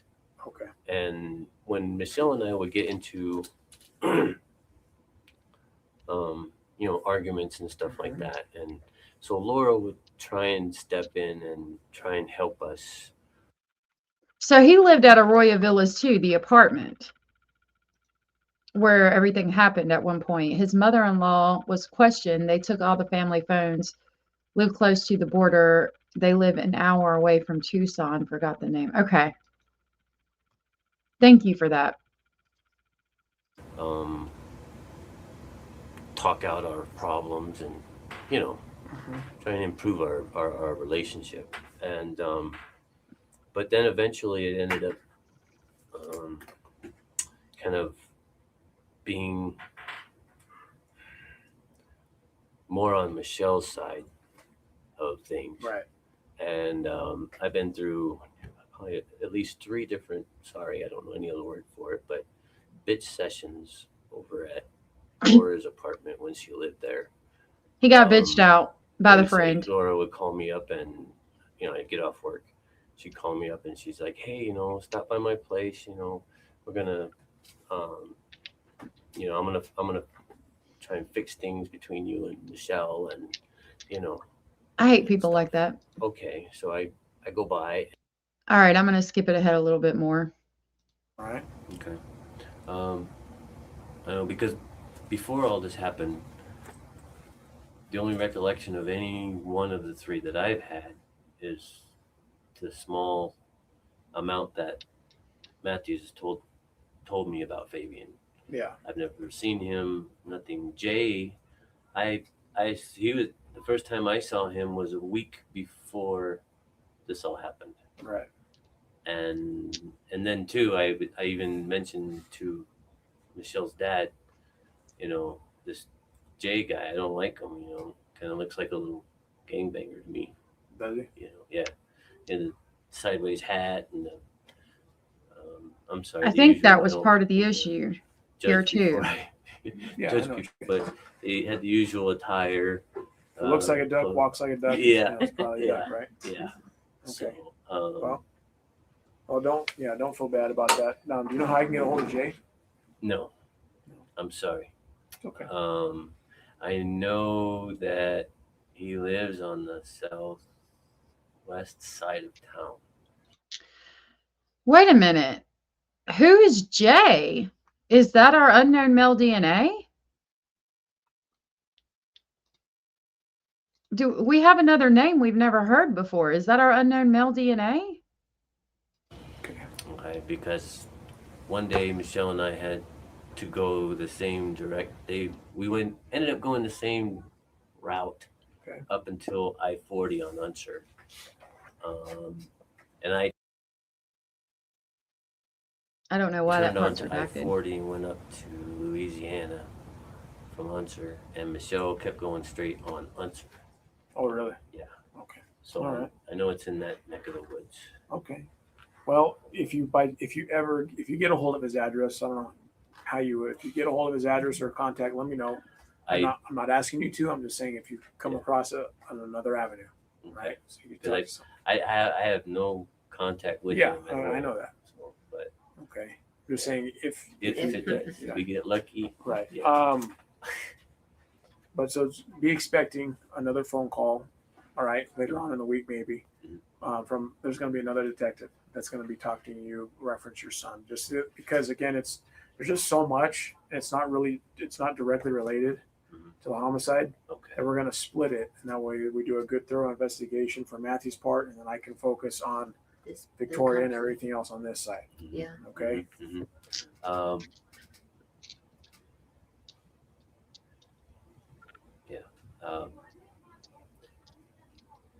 Michelle has had, well, I know we did our other interview before, but, you know, she's been told before about boyfriends. Now, I spoke with, I'm sorry, I didn't get a name, but it's a woman that lives at the apartment complex. Get to it. From, like, on the opposite side of the apartment complex. Yeah. From where Michelle lived. And her son and our kids would play at the pool a lot. And This is Matthew's Michelle had dad. told I don't her think it's she Victoria's. heard or what, Victoria's but dad was never involved. Yeah. she heard that Michelle would hide him in the bathroom. Who did she What hear the fuck? This was supposedly another tenant there at the Arroyo Villas. You know who? I don't know if I can get it. Might be able to get it if I go to the bus stop. Okay. At the Royal Villas. I don't. You mean the lady? Yes. Okay, I'm sure he's trying to be helpful and I appreciate it. He just talks so monotone that I can't right now because I'll fall asleep, but I will get that interview out. I'm going to check this Michelle Martens and see what it is real quick. It's probably one of the Their interrogations. actual like Nudity. okay. So does it go to an instant message account on Plenty of Fish, or does it go to like you go to yahoo.com and open your email? No, it's actually in Plenty of Fish. It's just like it's not an instant message type thing. It's just like a message thing. It looks like an email, but it's not. But it's from Plenty of Fish directly. Okay. In order to get the instant messaging, you would have to become a member. That's So you're not a the free member? trial. No, You're just I a was on free the trial. free trial. Okay. Do you get to like post a picture and stuff on there? No, you can post like I think 6 pictures or 8 pictures. Do you have pictures up on there? Yeah. Okay. What's your username on that? Martens 0714. Just like you spell your name? Yeah. 07. Y'all know I got to do it. 0714. Look, I want to see what I want to know if she's got pictures of her kids in there. Hold on.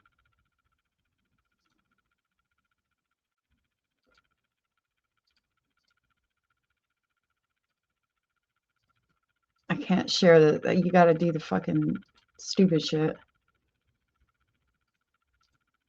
She's probably not there. Oh, that's not the right one. I'm not gonna do it. I'll do it after here.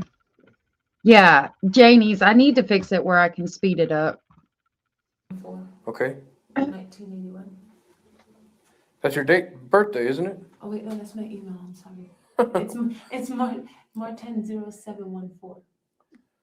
What's your email? Martens at what? The 071419 at Gmail? And your gonna look it up. Plenty of Fish is At some Martens 0714? Yes. That's it? That's the login? And so do you get emails on your Gmail from Plenty of Fish? It lets me know who like wants to meet me and stuff like that. Like say I talked to you on there, say I sent you something, would it say on your Gmail he messaged you or sent you a message or he poked you or liked your thing or whatever? Yeah. Okay. You all right? Yeah, I'm cold. Yeah, it's a little chilly in here. It was cold in there too. I'm gonna look it up after the show, after we're not live anymore, and see if I can find the So, pictures. I want to know if there's what's her his kids username were in the thing? pictures. Do you know? I can't remember exactly. I think it was just his name. I don't remember. I can't remember. It's been a while. So when was the last? Do you still message people on there now? No, I deactivated it You deactivated it? Okay. Oh well, there's our answer. when I met him. Just because you had no more need or what? No, it's that I had no more need. It's just I thought I met somebody that See, I would work out with. Right. so that would mean that you would have no more need for the account if you thought you met somebody that you would work out with. Then the answer to that question would have been yes. You can tell her cognitive issues because he says, "Why did you delete it? Did you think that you just didn't have any more need for it?" And she says, "No, I just thought I met somebody and didn't really need to be on there anymore because I thought I met somebody that was going to last or that I was going to be with." And that you just answered the question the same way. Yeah, it's Martens 0714, but she says she deactivated the account. So I doubt it's still there. I wanted to know if she had pictures of the kids up.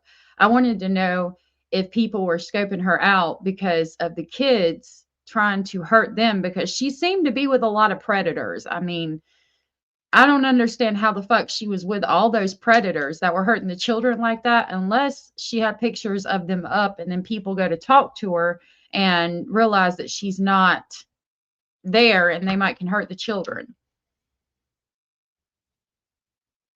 I had to have deactivated my account when I thought I met someone. Yeah, I understand that part. It's just interesting to hear him say, why did you deactivate the account? You didn't have did you not have any more need for it? And then she says, no, it's not that I didn't have any need for it. I just thought I met somebody.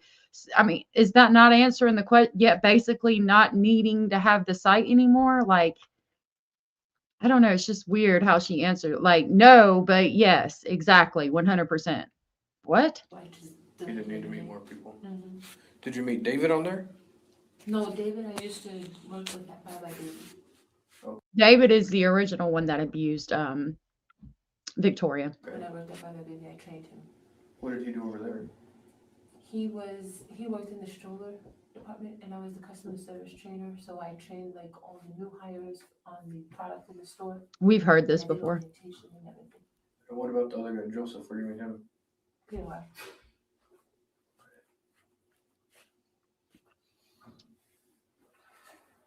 How long have you had your Gmail account? I just changed that one because my other one got hacked into. Okay. So that one I had for a couple months now. What one? What was the old one? Shelly 714. How do you spell Shelly? SHELLY. Okay. 714. Okay. 81 at Gmail. And what's your phone number? 588. Hang on one second for me. 588. 8354. And what carrier do you have? Metro PCS. Metro. How long have you had that phone number? For a few months now. A few months. Yeah. When was the last time that Matthew was at your house? That he stayed at the house or was there? What's today? Tuesday. Yesterday. He was there Monday. So he was there Monday Mhm. last. Yeah. And he stayed the night there? Yes. But he wasn't there How when long have you had your Victoria phone died. number? For a couple months. Okay. What phone number did you have before? T-Mobile. Do you know that phone number? 505-610. Hang on. Sorry. 505. 610. Uh-huh. All right, we've heard all that before. I'm going to go back just to check and see if there's anything on Jessica Kelly. Those are all from the hospital. See, this one doesn't even have the one that I got. That was like her account. This is interview with Rachel and Sullivan Scott. We're on the record. Okay.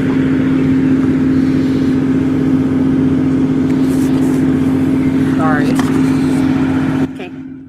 Okay, we're on the record. My name is Detective Brown at APD. I'm with Detective Gonerman. It is August 20, what's that date? 25th? It is August 24th. August 24th, 2016. This is a reference to case number 160078669. We're at 4701 Irving, and we'll be contacting the residences of apartment 407. We have this one too.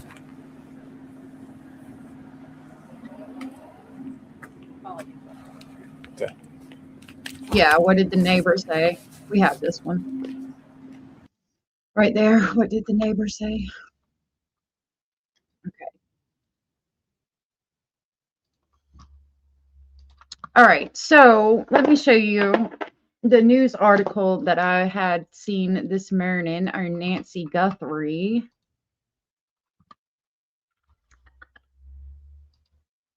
Hold on. This one. Overnight, a week and a half after Nancy Guthrie was last seen, an individual was detained for questioning in connection with her abduction.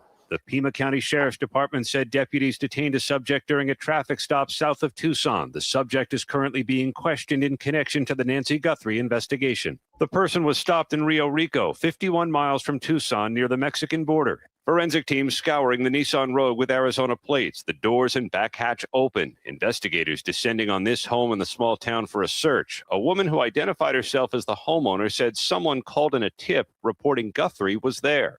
I don't know who she is. I don't know anything about her. They only said that they gave a tip that she was in my house, and I told them, you can go in and search my house. There's nobody there. She told reporters her son. Yeah, I found that interesting. Who called in a tip and said she was there? Hey, Shelby. Good to see you. You've been watching a live stream on the Nancy Guthrie case? Yeah. There's a lot going on there from what I've heard. It was all, yes, I have kids. They're single age digits. I call them thing one, thing two, or something like that. Before I met my husband, there was one guy I was talking to who was a single dad, and he was firm as fuck about not giving any details about his children. I told him I respected that much. I call them thing one and thing two. Yeah, that's good. Yeah, does sound like Turpin, but I think it sounds like he didn't want to give out information about them because that shit's scary. Son-in-law was the person detained by police. She identified the vehicle in a picture and said he's a delivery driver in Tucson, but insisted he had nothing to do with Nancy Guthrie's disappearance. Police releasing him overnight. He later spoke exclusively to our affiliate KNXV. They were following me. And once they saw they were following me, I pulled over. They didn't even have to put a traffic stop or anything. I got off the car, and they arrested me as soon as I got off the car. They didn't even tell me what was going on until the detectives got here, like 2 hours before I got arrested.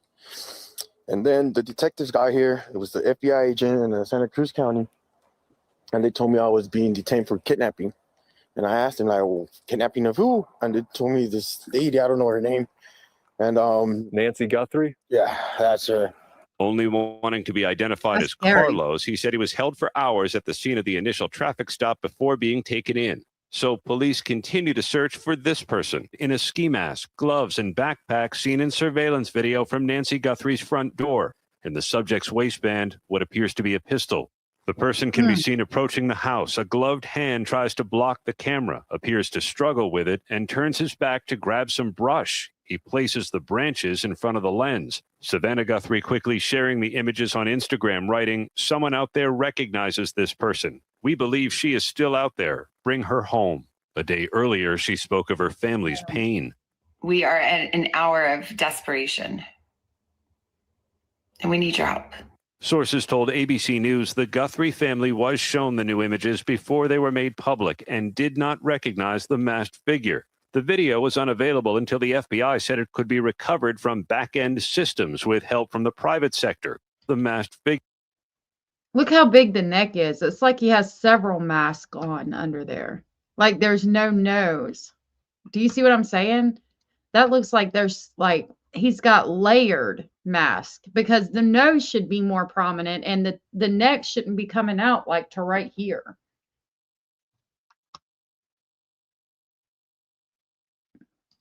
I hope they find out who did this. The video was unavailable until the FBI said it could be recovered from back-end systems with help from the private sector. Google has said it was assisting the investigation. The hope now is someone will recognize the subject's gait, height, girth, eyes, backpack, anything.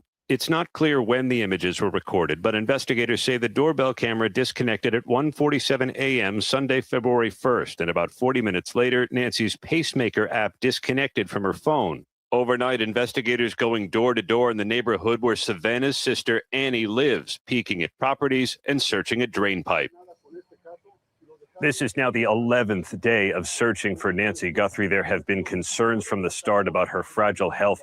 And looking at those new images, Michael, how truly terrifying it must have been for the 84-year-old grandmother, an armed man in a mask on her doorstep in the middle of the night. Michael? Yeah, can't even imagine. I get upset with this shit because the FBI has the ability to do all this shit, yet we can't find this woman and bring her home. That shit. Oh, it could be a beard. You're absolutely right. It absolutely could be a beard. Rosie said, I was in Tucson Sunday. I went to Annie's house first, then Nancy's house. Very narrow roads, not paved. I parked in front of Nancy's house to drop off an angel to protect Nancy. There were 2 security guards. That was very sweet of you, Rosie. That was very sweet of you.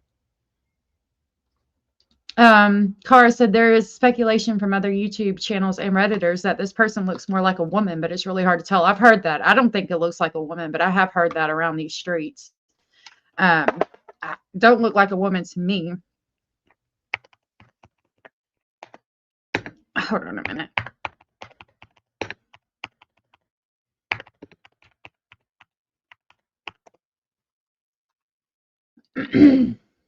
I did want to share with y'all. I'm probably going to go. That guy talking made me tired, but I'm going to work on getting that stuff out for you guys after that. But I wanted to talk about the school shooting with you guys. It says police identify a suspect in Canada school shooting as an 18-year-old. This is from 3 hours ago. Gives us pictures. I was going to have to load an ad. It says 1 of 7, 9 people are deceased, including the suspected shooter in Tumbler Ridge, British Columbia. The shootings occurred at a school in a nearby home.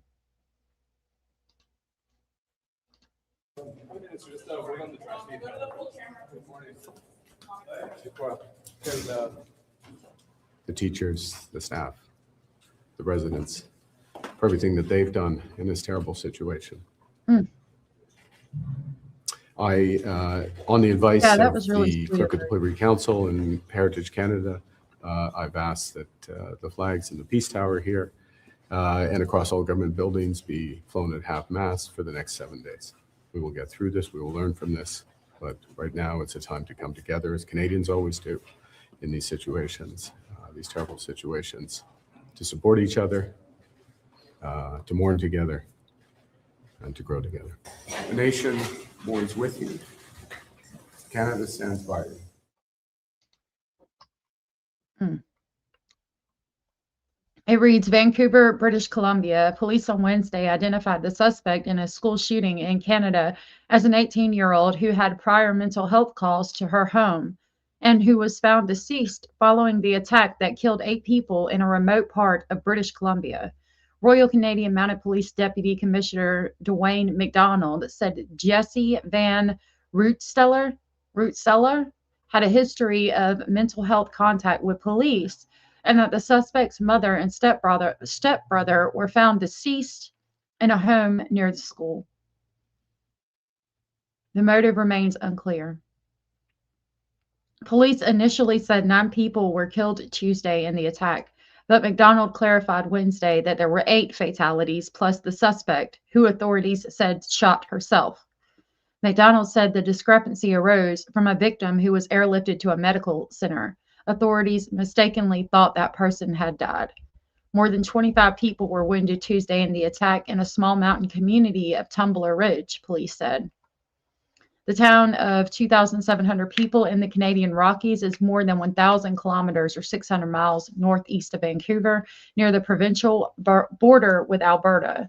Police said the victims included a 39-year-old teacher and 5 students ages 12 to 13. McDonald said that the suspect's mother, who was also 39, and 11-year-old stepbrother were found at the suspect's home. The killings at the home occurred first. He said a young family member at the home went to a neighbor who called police.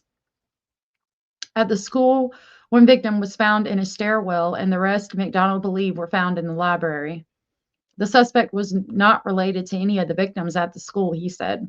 Quote, there is no information at this point that anyone was specifically targeted, unquote, McDonald said.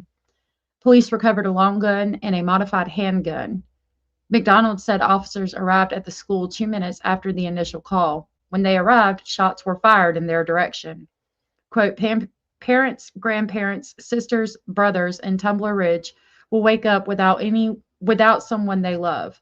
The nation mourns with you and Canada stands by you, unquote, an emotional Prime Minister Mark Carney said as he arrived in Parliament. The attack was Canada's deadliest rampage since 2020, when a gunman in Nova Scotia killed 13 people and set fires that left another 9 dead. Carney said flags at government buildings will be flown at half staff for 7 days and added, "We will get through this." Shelley Quist said her neighbor across the street lost her 12-year-old. Quote, "We heard his mom. She was in the street crying. She wanted her son's body," unquote, Quist said. Quist said her 17-year-old son, Darian, was on lockdown in the school for more than 2 hours. The provincial government website lists Tumbler Ridge Secondary School as having 175 students in grades 7 to 12. Quote, "The grade 7 and 8, I think, were upstairs in the library, and that's where the shooter went," she said. Her son was in the library just 15 minutes prior to the attack. Quist was working at the hospital down the street when the shooting started. Quote, "I was about to go run down to the school, but my coworker held me back, and then I was able to get Darian on the phone to know he was okay," she said. School shootings are rare in Canada, which has strict gun control laws. The government has responded to previous mass shootings with gun control measures, including a recently broadened ban on all guns it considers assault weapons. A video showed students walking out with their hands raised as police vehicles surrounded the building and a helicopter circled overhead. Tumbler Ridge Mayor Daryl Korocka said it was devastating to learn how many had died in the community, which he called a big family. "I broke down," he said. "I've lived here for 18 years. I probably know every one of the victims." The Reverend George Rowe of Tumbler Ridge Fellowship Baptist Church went to the recreation center where the victims' families were awaiting more information. "It was not a pretty sight. Families are still waiting to hear if it's their child that's deceased, and because of protocol and procedure, the investigative team is very careful in releasing names," Rowe said on Tuesday. Rowe once taught at the high school, and his 3 children graduated from there. "To walk through the corridors of that school will never be the same again," he said. The school district said the high school and elementary school will be closed for the rest of the week. Carney's office said he called off a planned trip to Halifax, Nova Scotia, and Munich, Germany.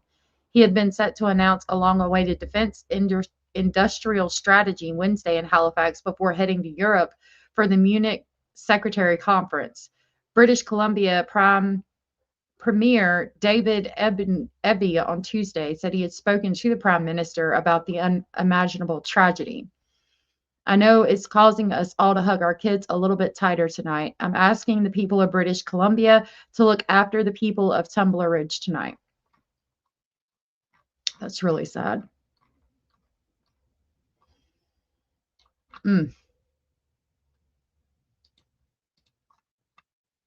Gracious. Moms for Justice. She will be on today at 7. I think she's going to show the pictures. That's really sweet that you did that, Rosie, and thank you for doing that. Not too many people go out there and do stuff like that, so that was very sweet of you, and I'm glad that you did that. I really am.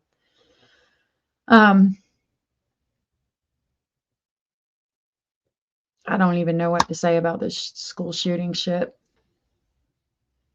That shit's horrible, and I'm sorry you're going through that, Abellis. I'm probably going to end it here for today.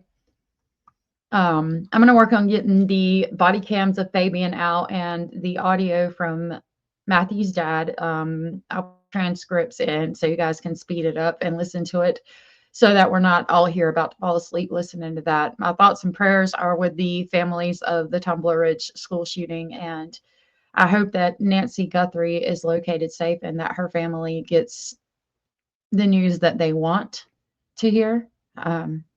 And that they apprehend whoever did this. Of course, Abellis. I'm sorry that y'all are going through that right now. That's horrible. It's just horrible. It's all very sad. We will be back tomorrow. Until then, please know that you are loved, you are appreciated very much, and you are special. Paramandy, thank you for being a member for 10 months. That was super cool and amazing of you to share that milestone with us, and thank you for the continued support. Amazing! Yay, Basil! Thank you guys for keeping everybody in your prayers. Yeah, I can imagine. It sounds like the town was a very close-knit community. It's just really sad. Yeah. Hopefully we get some answers soon. That's super cool, Rosie. I saw he was shouting out a couple of other people too. Yeah, I'll see y'all tomorrow. Until then, stay safe out there and know that you are loved. And I love you all very much. Thank you for hanging out with me day after day as we talk about these cases. Not all of them in the headlines. Some of them are old, but I do appreciate y'all being here with me as we go through it. You guys are amazing. And I do consider us like a little speculating family. And I appreciate each and every one of you. Hope you guys stay safe out there. And I'll see y'all tomorrow. Bye.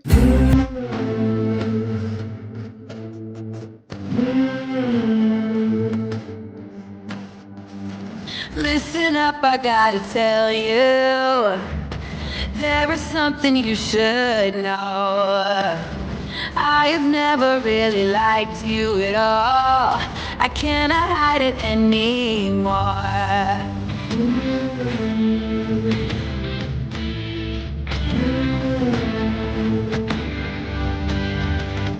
I've been thinking about the future, trying to forget about the past.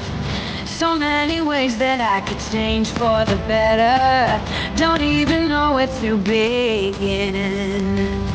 If I allow myself to dream, will it be as good as it seems? Pull me out of this place in the middle, in the middle.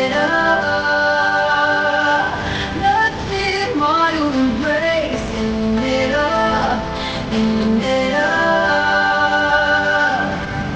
If I try to climb up the wall, everyone can see when I fall.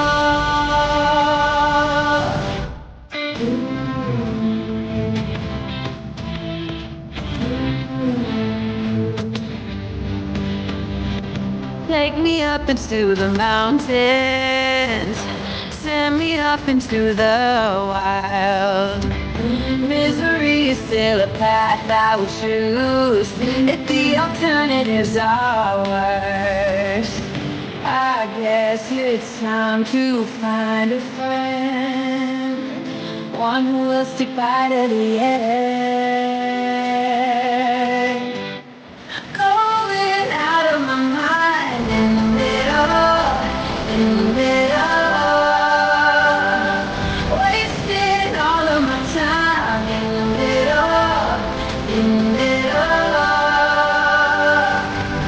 I take the pipe and spit it out, unaware of what it's about. I'm not that good at faking it. I feel somehow I've broken it. I don't believe I'm part of it.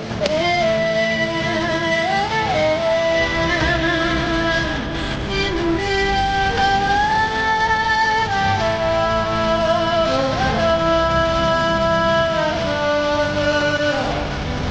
If I try to climb up the wall, everyone can see when I fall.